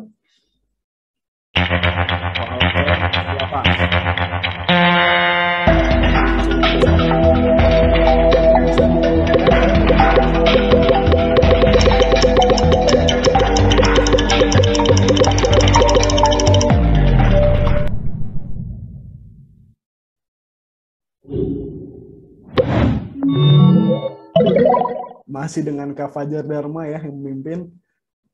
Di sini menyusul Kak Ramos.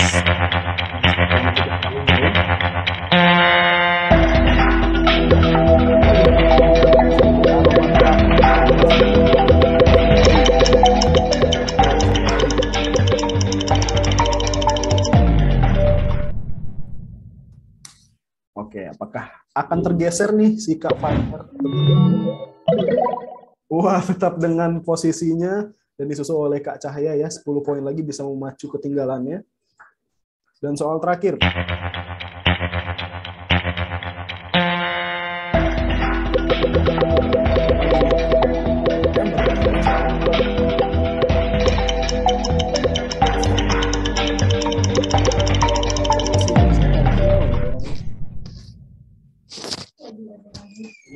Oke, kita lihat untuk hasilnya. Wah, tergeser ternyata. Kak Fajar tergeser dan juara 1 jatuh kepada Kak Cahaya. Oke, kita bisa lihat untuk champion kita untuk games hari ini. Kita lihat ya.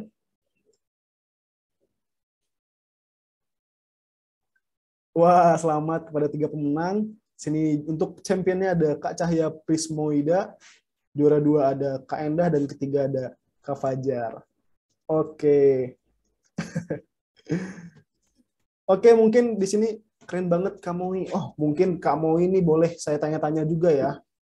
Kak Moi boleh open mic nggak? Boleh saya tanya-tanya nggak? Apa sih rahasianya bisa juara 1 nih, champion nih dari games kita? Halo Kak Moi. Halo Kak. Halo, apa kabarnya Kak? Alhamdulillah baik. Alhamdulillah. Selamat ya. Kak Moi berhasil mendapatkan house plan cantik dan nanti akan dikirimkan langsung oleh Cake Garden ke alamatnya ya. Nanti akan bisa dikonfirmasi untuk alamatnya ke panitia. Nah, saya mau tanya nih Kak, apa sih rahasianya bisa menang gamesnya Kak? Apakah dari tadi karena Kakak nyimak atau Kakak udah belajar dulu nih sebelum webinar atau bagaimana nih? Mungkin hoki ya Kak. Terus kemarin juga sempat ikut yang itu What's on Landscape yang ketiga, jadi kayak udah. Wow, luar biasa. Berarti memang kuncinya ikut webinar What's on Landscape nih, ya kan Kak? Iya Kak, benar-benar. Baik. Oh ya, mau tanya satu lagi, Kakak asalnya dari mana nih Kak, kalau boleh tahu? Saya dari Gresik, Jawa Timur Kak. Wah, jauh juga ya. Oke, salam untuk keluarga Gresik. Terima kasih banyak Kak Moi dan selamat sekali lagi saya ucapkan karena telah memenangkan gamesnya dan selamat mendapatkan house plan cantik ya. Nah, oke. Gimana nih teman-teman yang udah ngikutin gamesnya? Apalagi buat teman-teman yang udah champion nih, luar biasa sekali. Saya yakin pasti nyimak nih dari awal sampai akhir dan tadi dari Kak Moi juga menyampaikan bahwa karena ikut What's on Landscape sebelumnya. Nah, jadi kuncinya teman-teman ikutin terus nih, stay tune terus kalau misalnya ada What's on Landscape berikutnya ya. Karena bakal ada benefit-benefit luar biasa lainnya seperti itu. Oke, baik. Di sini bagaimana nih, enjoy nggak? Apa mungkin tambah berat mungkin karena gamesnya susah atau gimana nih? Semoga enjoy ya, karena tadi udah dengerin materi yang cukup masuk ke ini ya, untuk lebih pinter lagi nih di industri landscape seperti itu. Oke, baik, di sini selanjutnya kita setelah games ini bakal ada sharing session ya. Nah, di sini nggak usah berlama-lama, audiens dipersilakan untuk memberikan pertanyaan dari materi yang telah disampaikan oleh dua pembicara yang luar biasa tadi ya, dari Pak Ahmad dan Mas Bagus. Nah, di sini teman-teman bisa membuat pertanyaan dengan menuliskannya melalui kolom chat atau dapat menggunakan fitur raise hand ya. Dan saya nanti akan mempersilakan untuk dapat menyampaikan pertanyaannya secara langsung seperti itu. Nah, untuk informasi, tidak hanya pemenang games yang tadi yang mendapatkan hadiah, tapi 3 penanya beruntung juga akan berkesempatan untuk mendapatkan hadiah berupa hostman cantik ya. Nah, di sini saya buka untuk termin 1 tanya jawab atau sharing session kali ini. Yang pertama mungkin bisa saya persilakan yang raise hand dari Kak Endah. Boleh Kak Endah menyampaikan pertanyaannya ke materi kita? Iya, halo. Kenalin, aku Endah dari Lampung. Aku pengen nanya nih, kalau misalnya untuk taman publik, itu untuk pola penanaman pohon peredam bisingnya kira-kira yang cocok dan bagus itu seperti apa ya, Kak? Terima kasih. Oke, baik. Terima kasih Kak Endah atas pertanyaannya. Boleh di off untuk resennya. Bagaimana nih Pak Ahmad dan Mas Bagus? Rekomendasi pohon yang bisa meredakan bising suara nih. Mungkin dari tadi karena Pak Ahmad sudah duluan ya menyampaikan materinya, mungkin kita switch nih. Dari Mas Bagus dulu deh yang jawab. Oke, tadi kebetulan Pak Ahmad lagi ke belakang dulu sepertinya. Jadi kalau rekomendasi tanaman peredam bising ya, taman publik, itu sih kebetulan kemarin juga dibahas juga nih, kebetulan dapat tanya sama juga di What's on Landscape Chapter 3. Dan kebetulan itu kemarin pembicaranya melakukan penelitian di sana juga. Jadi mungkin nanti bisa ditambahkan juga oleh Pak Ahmad. Kalau untuk untuk tanaman apa itu lebih ke ininya sih, ke pola penanamannya aja sih. Untuk peredam bising itu biasanya lebih ke pola penanamannya, bagaimana antar strata itu bisa rapat penanamannya. Misalnya ada tanaman pembatas pucuk merah yang dibuat susun rapat, kemudian nanti di bawahnya juga ditutup dengan beberapa semak yang cukup rapat sehingga mengurangi aliran angin yang masuk ke area taman, sehingga itu juga bisa meredam kebisingan yang diakibatkan oleh kendaraan ataupun kegiatan lain di luar area taman. Kurang lebih mungkin seperti itu sih. Jadi lebih ke pola penanaman diatur serapat mungkin sih. Semoga menjawab. Baik, terima kasih banyak Mas Bagus atas jawabannya. Dari sini dari Pak Ahmad mungkin sedang away ya, atau mungkin sedang ke toilet. Halo Pak Ahmad, apakah di tempat? Oke, mungkin sedang. Ini Pak nih. Ahmad datang. Oke, halo Pak Ahmad. Maaf, saya lihat dulu. Iya, nggak apa-apa kalau Ahmad, mungkin saya bisa bantu untuk ini ada pertanyaan dari teman-teman audiens bertanya bahwa apa tanaman atau rekomendasi tanaman apa yang cocok untuk area bising seperti itu Pak? Mungkin bisa dijelaskan Pak. Tadi dari Mas Bagus sudah, mungkin dari Bapak ada tambahan. Untuk dari Mas Bagus tadi kita review jawabannya adalah tanaman-tanaman yang memiliki strata dengan kerapatan yang cukup untuk bisa menahan bising suara. Mungkin dari Pak Ahmad bisa menambahkan. Ya. Jadi teorinya itu bising bisa dikurangi dengan tanaman dengan luas permukaan daun yang banyak. Nah, sekarang luas permukaan daun yang banyak. Ini luas permukaan itu artinya luas permukaan ya. Jadi kalau misalnya tanaman itu tanaman deciduous seperti mahoni itu kan luas permukaannya tanaman itu besar-besar gitu ya daunnya. Tapi ternyata yang luas permukaan daunnya lebih banyak itu yang berdaun jarum. Jadi seperti pinus, ya, cemara, dan itu harus ditanam dengan tidak satu row, ya. Tidak satu row. Jadi misalnya dijadikan 3 row atau sampai 5 row gitu ya. Jadi dari jalan itu harus ada distance gitu ya. Kalau misalnya itu hanya satu lapis, satu row, itu tidak efektif. Dan benar tadi digabungkan dengan tanaman semak di bawah pepohonan, ya, sehingga itu menambah jumlah dari luas permukaan daun, ya, sehingga itu bisa mengurangi. Nah, kalau di Jepang itu ada dinding yang bisa mengurangi meredam bunyi. Di belakangnya baru setelah itu ada wood ya, ada tanaman berjarut-jarut tadi. Nah, ada yang saya kira di Indonesia juga ya, yang bisa tanaman dinding yang peredam. Biasanya itu untuk perumahan yang pas pinggirnya jalan raya, highway di sana kan banyak arsitektur desa. Nah, itu banyak. Oke, baik. Terima kasih banyak Pak Ahmad. Ya. Nggak sekedar di Indonesia, tapi dapat referensi juga nih dari Jepang ya. Oke, jadi dari Mas Bagus menjawab terkait kita pakai multistrata tanaman dengan kerapatan tanaman yang diatur sedemikian rupa, dan dari Pak Ahmad bisa lebih advance lagi, kita menggunakan tanaman dengan daun yang luas permukaannya lebih kecil seperti itu. Terus permukaannya lebih banyak ya. Ya, jadi dan kalau banyak ya Pak. pinus kayak gitu itu lebih banyak itu sebenarnya. Lebih ribuan gitu ya. Oke, baik. Terima kasih banyak Pak Ahmad. Dan untuk termin 1, untuk pertanyaan kedua, ini ada lagi Pak yang bertanya nih. Dari Eka Fahrizal. Izin bertanya, aplikasi apa saja yang biasanya digunakan untuk desain digital? Terutama landscape ini Pak ya.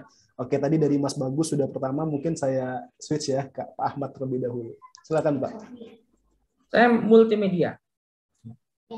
Bapak, Ibu, Mas, Mbak mau pakai AutoCAD kah, mau pakai SketchUp kah, mau pakai 3D Max kah, mau pakai, ada juga yang desain simsalabim pakai landscape ya, ada software namanya landscape gitu ya, itu ada bisa juga.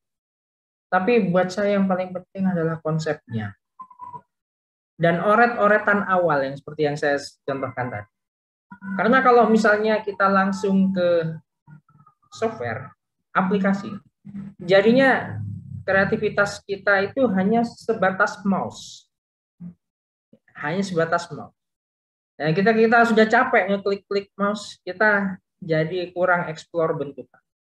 Nah, saran saya, bikin konsep dulu, bikin pembagian ruang, sketsa, dan itu di-scan baru di digital. Gitu. Oke, luar biasa. Boleh dilanjutkan dari Mas Bagus? Terima kasih Pak atas jawabannya. Kalau dari saya tambahnya sih sebenarnya mirip ya. Jadi tools itu kan alat yang penting prinsip ataupun ideation tadi di awal sih itu yang harus dikuatkan terkait landscape-nya gitu. Ketika udah bikin sketch, udah ada gambaran nih, pelajari dulu prinsipnya seperti apa untuk membangun suatu desain landscape, baru nanti tools itu yang memudahkan kita untuk merender ataupun memvisualisasikan sehingga mudah diaplikasikan di area taman. Toolsnya banyak ya, tadi udah disebutkan kayak SketchUp, AutoCAD, kemudian Photoshop juga digunakan dan lain sebagainya, banyak banget pokoknya. Oke, baik. Terima kasih banyak Mas Bagus. Nah, saya review kembali ya untuk jawabannya. Tadi pertanyaan dari Mas dari Mas Eka. Nah, jadi dari Pak Ahmad menjelaskan terkait tools yang bisa digunakan dari aplikasinya tadi ya telah dijelaskan, dan dari Mas Bagus lebih pahami lagi terkait basicnya. Dan mungkin tadi dari Pak Ahmad bisa tadi sempat nge-show ya, kita ada freehand dari Pak Ahmad aja untuk desain indoor garden ARL yang cantik banget itu ya, bisa diwujudkan dengan freehand aja gitu, dengan gambar tangan gitu ya. Nah, jadi mungkin bisa mulai dari gambar tangan dan nanti lebih advance lagi bisa belajar di digitalnya gitu ya. Oke, baik. Terima kasih banyak Pak Ahmad dan Mas Bagus. Oke, untuk pertanyaan selanjutnya, karena ini udah termin pertama sudah ditutup, kita lanjut ke termin 2 karena masih ada waktu ya.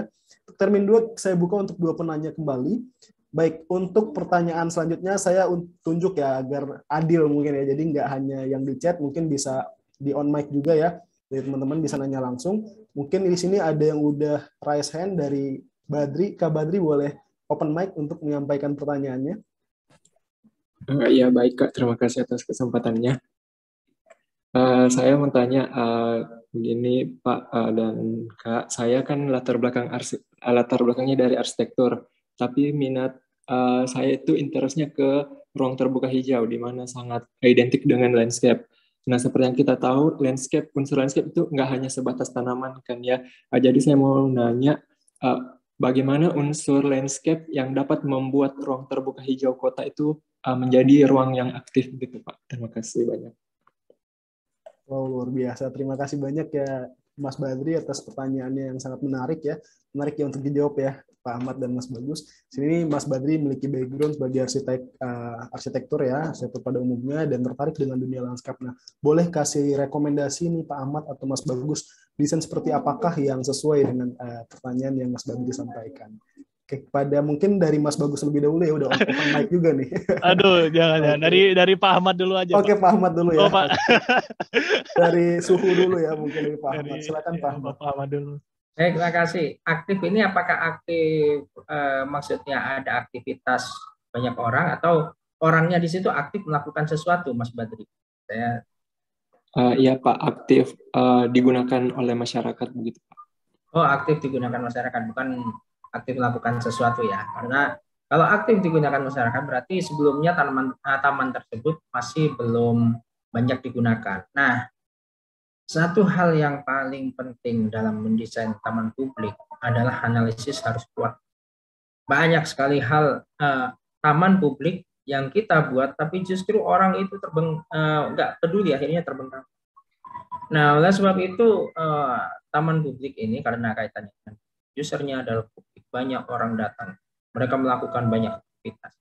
Survei terhadap user, baik itu secara kita melihat pengamatan user saat ini, banyak, bisa pakai CCTV, bisa pakai kita datang duduk di situ lama gitu ya, begitu.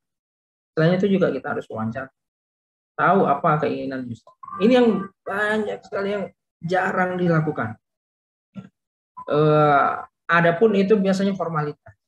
Kenapa saya bilang gitu? Karena saya juga suka melaksanakan proyek seperti itu dan biasanya formalitas juga karena deadline-nya cepat ini. Nah, ini yang kita hindari. Kalau misalnya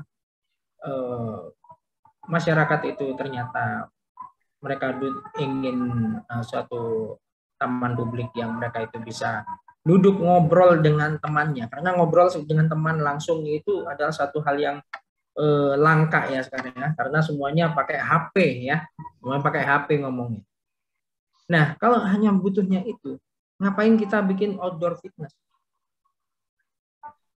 Memang secara ini orang aktif ya, pikiran kita, wah sekarang outdoor fitness ini merupakan suatu gaya hidup baru ya menurut kita kan, tapi ternyata orang nggak butuh itu. Nah, oleh sebab itu analisis terhadap kemauan user itu penting selain analisis terhadap user. Saya kira itu, Mas. Oke, baik. Terima kasih banyak Pak Ahmad. Berarti memang base-nya itu banget ya Pak ya. Fundamentalnya apa nih? Alasan dibangunnya apa gitu ya. Nah, terlebih lagi kita harus ada analisis yang lebih advance, yang lebih berkelanjutan atau komprehensif gitu ya Pak ya. Jadi bagaimana nanti si taman yang ada di kota, taman kota yang diwujudkan itu bisa saling terintegrasi dari segi fungsinya, dari segi manfaatnya dengan ekosistem yang ada di sekitar. Seperti itu dari Pak Ahmad. Terima kasih Pak Ahmad atas jawaban yang luar biasa. Selanjutnya boleh dari Mas Bagus nih, gimana nih terkait jawabannya atau mungkin menambahkan dari Pak Ahmad, silahkan. Kalau dari saya sih paling tadi ketika emang sudah ketemu ya preferensi usernya seperti apa, emang prinsipnya sama sih di mana-mana, meskipun di startup juga di OK Garden ini juga kita ketika ingin meluncurkan suatu produk ataupun meluncurkan suatu fitur baru, kita perlu dulu nih interview ataupun bertanya-tanya ataupun deep talk nih dengan user-user ataupun calon pengguna kita, seperti apa sih yang dibutuhkan gitu. Jangan sampai kita bikin produk udah lama-lama tapi malah merekanya nggak mau pakai atau tidak membutuhkan itu. Nah, kalau misalnya itu udah ketemu, selanjutnya misalnya kalau di taman publik ini mungkin gunakanlah taman-taman ataupun tanaman yang emang bisa menjawab preferensi ataupun keinginan user tadi. Misalnya tadi kalau misalnya emang lebih banyak ingin berkumpul ataupun mengobrol di taman itu, misalnya berarti konsep tamannya yang model terbuka banget gitu, dengan didominasi oleh lawn ataupun rumput ataupun beberapa fasilitas pendukung lainnya. Misal usernya pengen ada aktivitas untuk memetik buah, berarti gunakanlah taman-tanaman buah ataupun pohon-pohon buah yang nantinya bisa meningkatkan aktivitas dari si user-user ataupun beberapa pengguna di sekitar area taman yang akan direncanakan. Kurang lebih seperti itu sih paling tambahannya. Oke, koreksi kalau salah ya Pak Ahmad. Saya jadi takut. Baik, terima kasih banyak Mas Bagus atas jawabannya. Berarti di sini jawabannya adalah kita balik lagi nih ke preferensi lingkungan sekitar ya, Mas Bagus ya. Kita balik lagi bagaimana nih dari lingkungan sekitar, apakah butuh taman kota seperti apakah yang ingin dibutuhkan, atau mungkin kita bisa adakan kayak kuesioner mungkin ya, kalau misalnya ingin rencanakan mungkin taman di sekitar area perkotaan yang aktif seperti itu. Oke, baik, terima kasih banyak Mas Bagus dan terima kasih juga Pak Ahmad atas jawabannya dan terima kasih juga Mas Badri atas pertanyaan yang menarik dan luar biasa. Semoga menjawab ya Mas Badri ya. Oke, baik, untuk selanjutnya di sini saya acak aja ya karena ini untuk termin terakhir, termin kedua karena waktu yang sangat terbatas seperti itu ya. Oke. Ini saya acak ya, saya scroll untuk kolom chatnya dan saya hitung sampai 3 stop ya, biar adil nih teman-teman, jadinya takutnya nanti saya udah duluan tanya jadi nggak ini gitu ya. Oke, saya scroll 1, 2, 3 stop. Oke, ini ya dari Luh Yuli Ariningrum. Izin bertanya, seandainya kita diminta untuk mendesain sebuah area, namun diminta untuk meminimalisir penebangan, aspek apa saja yang bisa dipertimbangkan? Nah, gimana nih Pak Ahmad dan Mas Bagus? Terima kasih. Oke, baik. Silakan mungkin dari Pak Ahmad atau Mas Bagus dulu nih.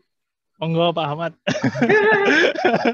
Silakan Pak Ahmad. Iya, Bu Niluh ini jangan-jangan kerja di Dinas Pertamanan nih, karena di Dinas Pertamanan itu nggak boleh ya nebang pohon. Sama seperti di kampus, kalau misalnya nebang pohon itu kita ada aktivis kampus yang langsung protes gitu ya. Kuncinya adalah buat planting plan yang benar. Planting plan yang benar ini, dengan adanya planting plan yang benar, kita jadi bisa merencanakan tanaman ini optimumnya nanti jadi seperti apa. Karena penebangan itu ada alasan. Misalnya, dia terlalu dekat dengan gedung. Masalah loh Mas. Kalau misalnya pohon terlalu dekat dengan gedung, ini yang terjadi di Fakultas Pertanian kita ini. Ya. Ada tanaman kenari pas di pinggir gedung. Jadi ke koridor kita itu kotor terus ya, kasihan Mas Asep itu nyapu terus itu ya, karena itu kurangnya planting plan pada waktu itu ya. Dan apalagi kalau misalnya terjadi hujan angin, wah itu bisa sudah ada pohon Ficus lirata ya di Fakultas Pertanian, dan yang viral itu juga ada Samanea saman, itu juga ada itu yang viral sampai muter-muter ya karena kena puting beliung. Nah, pada kondisi tersebut, kita mau nggak mau, kita harus tebang yang tanaman sejenis di sekitarnya, karena bahaya. Karena sudah yang Ficus lirata itu udah kena expander baru itu, ya. Jadi kena ke ini ya, keputar ke sini, terus keputar ke yang ke parkiran kena expander baru itu ya. Nah itu terpaksa Ficus lirata yang lain itu.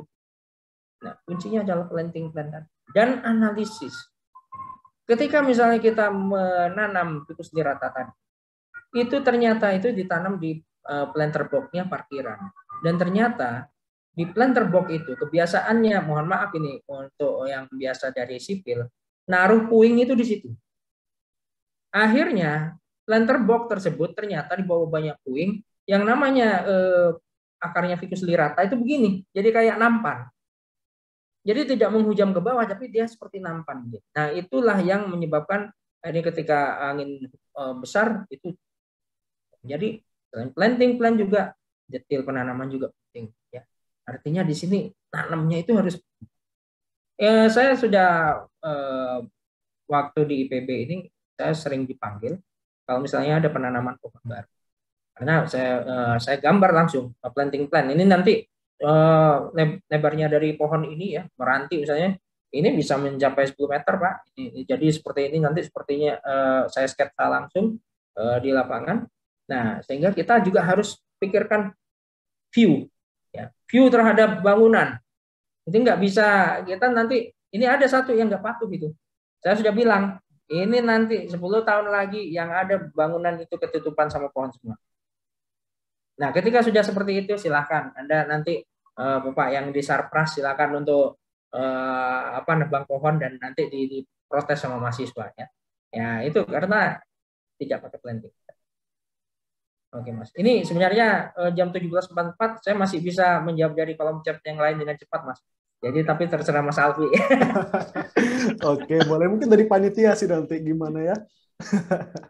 Baik, terima kasih banyak Pak Ahmad. Di sini saya simpulkan ya untuk jawabannya berarti memang harus diperhatikan terkait perencanaan penanamannya, planting plan-nya seperti apa, dan juga pastinya dimodalkan dengan kita tahu dengan requirements tanaman yang akan ditanam ya Pak ya. Apakah dia punya akar yang melebar atau akar yang menjulang ke bawah gitu ya, itu harus kita tahu juga seperti itu.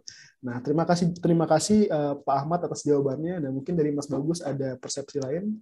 Oh, enggak ada persepsi lain dari saya. Saya emang dari dulu teorinya seperti itu, udah benar. Ya, karena kan kita sama-sama diajar Pak Ahmad ya. Jadi iya, benar. Oke Garden juga berkembang sejauh ini berkat masukan beliau juga. Ya, terima kasih. Intinya seperti itu. Jadi perhatikan planting plan-nya, penanaman seperti apa, dan dimodalkan dengan basic requirements tanaman itu harus tahu dulu nih seperti apa, dengan terkait perakarannya sampai dengan visualnya. Karena nanti kita bisa lihat ketika dia tumbuh, nah visualnya akan seperti apa gitu. Tadi sempat dimention oleh Pak Ahmad ya, seperti itu. Oke, baik, terima kasih Pak Ahmad atas jawabannya. Nah, ini Pak dari panitia, mungkin dari Kanilu bisa semoga menjawab ya pertanyaannya ya. Ya, saya arsitek Pak, terima kasih jawabannya. Oke, terima kasih juga Kanilu atas pertanyaan yang menarik. Oke, di sini ada banyak pertanyaan lagi dari Pak Ahmad, masih bisa nge-handle terkait jawabannya. Mungkin secara singkat ya Pak ya. Mungkin dari panitia seperti apa? Karena waktu juga, karena kita kan mengingat ada maghrib ya, seperti itu Pak. Oke, mungkin di sini jika dari teman-teman yang belum terjawab nih pertanyaannya, mungkin nanti bisa lanjut nih. Kita bisa lanjut diskusi secara intens melalui WhatsApp group, atau mungkin nanti teman-teman bisa langsung hubungi Mas Bagus atau Pak Ahmad ya, Pak Ahmad ya. Atau mungkin baik dijawab di sini Mas, soalnya saya besok udah ngerjakan yang lain saya. Atau boleh ngopi di Indoor Garden ARL sambil jawab-jawab. Boleh. Oke, baik, seperti itu ya Pak ya, karena waktu juga, karena takutnya maghrib nanti ya, kita masih ada rundown yang lain, seperti itu. Baik, terima kasih banyak Pak Ahmad dan Mas Bagus atas jawabannya, dan terima kasih juga kepada teman-teman audiens, partisipan yang telah bertanya. Di sini kita akan masuk ke sesi berikutnya. Teman-teman jangan live dulu. Di sini kita akan melihat bagaimana tampilan sertifikat yang akan teman-teman dapatkan. Di sini secara simbolis kita akan ada penyerahan sertifikat secara online atau telekonferensi virtual seperti ini untuk terkhusus kepada Pak Dr. Ahmad Arifin Hadi SP Malaya. Di sini akan ada penyerahan sertifikat, boleh dari operator show terkait sertifikatnya. Oke, baik. Nah, ini untuk sertifikatnya, nanti teman-teman akan mendapatkan sertifikat seperti ini juga ya, yang akan dikirimkan melalui email masing-masing. Terima kasih banyak Pak Ahmad atas penyampaian materi yang luar biasa dan sesi diskusinya juga. Dan di sini untuk sertifikat akan kita kirimkan langsung melalui untuk ke alamatnya Pak Ahmad nanti, seperti itu ya Pak Ahmad ya. Baik, terima kasih sekali lagi saya ucapkan. Dan di sini tak terasa kita sudah berada di penghujung acara nih. Nah, sebelum saya akhiri untuk rangkaian webinar What's on Landscape 4 hari ini, akan ada sesi foto bersama terlebih dahulu. Nah, untuk seluruh audiens atau teman-teman, Bapak, Ibu, semua yang telah hadir, saya persilakan untuk dapat mengaktifkan kamera atau webcam-nya. Jadi kita bisa langsung dokumentasi untuk foto bersama ini ya, dengan pembicara kita yang sudah bergabung seperti itu. Boleh dinyalakan dulu untuk webcam-nya, Bapak, Ibu, teman-teman, serta audiens yang telah hadir ya. Dan di sini akan saya pandu langsung untuk nanti aba-abanya seperti itu. Dan siap-siap untuk panitia bisa abadikan ya dokumentasinya dengan screenshot seperti itu. Oke, boleh teman-teman semua diaktifkan kameranya. Dari panitia boleh di-unpin dulu untuk ininya, pembicara dan moderatornya.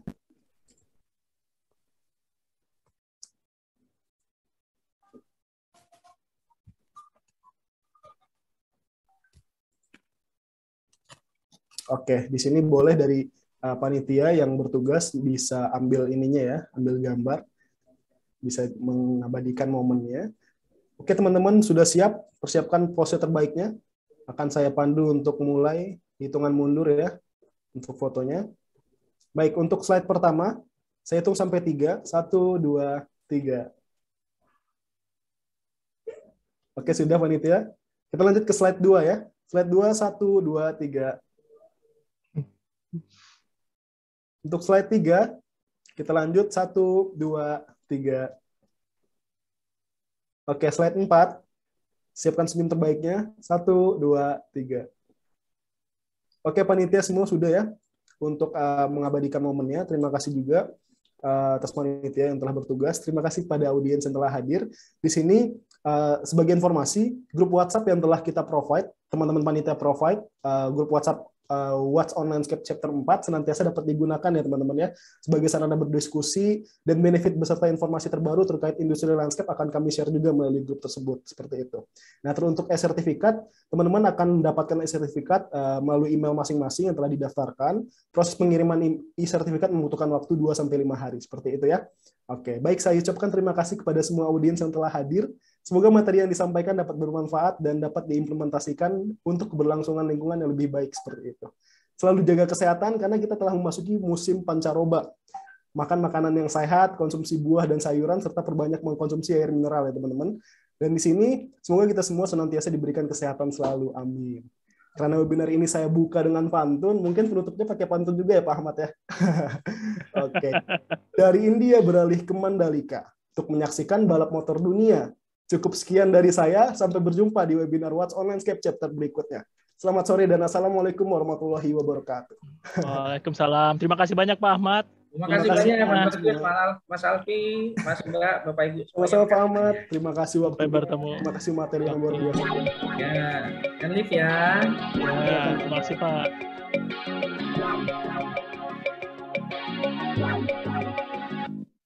Yeah. Why you calling at 11:30 when you only wanna do me dirty? But I hit right back 'cause you got that, yeah. Why you always wanna act like lovers, but you never wanna be each other's? I say don't look back, but I go right back in. All of a sudden I'm hypnotized. You're the one that I can't deny. Every time that I say I'm gonna walk away, you turn me